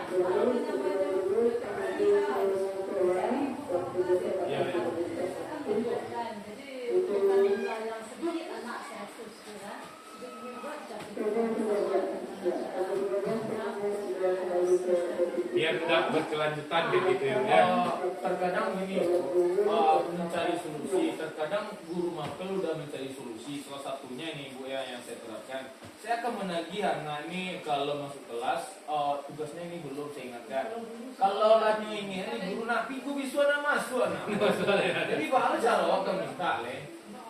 Langsung apa? Hanya enggak bakal lupa minggu 2 minggu itu mah masuk lihat. Jadi kalau itu tentu bakal jawab kamu minta kami. Jadi lawan ini kan? perihal Bapak Ibu, jadi mudah-mudahan dengan adanya pengembasan ini seluruh warga sekolah, seluruh Bapak Ibu guru, karyawan serta usaha kita bersama-sama untuk membangkitkan, menciptakan lingkungan yang nyaman sehingga terciptalah sesuatu intrinsik yang bagi dalam diri siswa ini untuk keinginan yang mau untuk maju sehingga tercapailah cita-citanya di masa yang akan datang. Baik Bapak Ibu, terima kasih seluruhnya. Ya. Semua belum mungkin kalau budi loh. Dengan tadi nanti diri anak mana Dari dirinya. Masukkan sedikit lagi Bu ya. Nanti kalau ada program di awal PPDB kita buatlah motivator atau motivasi untuk anak ini ada tangan motivator kan. Jadi memunculkan motivasi di awal lagi. Bukan hanya untuk nausis saja, tapi untuk seluruh anak di sekolah ini. Ya, kita ada printing di tahun ajaran baru Bu. Jadi itu panggilan orang tua, bagaimana kita memperkenalkan sekolah kita. Jadi kita berkolaborasi juga dengan orang tua. Baik, terima kasih Bapak Ibu atas kesempatannya. Saya akhiri, kalau ada kesalahan dari saya pribadi, saya mohon maaf. Wabillahi taufiq wal hidayah. Assalamualaikum warahmatullahi wabarakatuh. Nak rekam loh. Foto udah tapi tadi. Ulang ya, tadi Bu ini ada Bu, sekali deh Bu. Adek, tombol merah kan? Ulang, oke deh. Ya terekam ya. Ada waktu kan? Ada waktu lah itu. 2 jam. Jadi,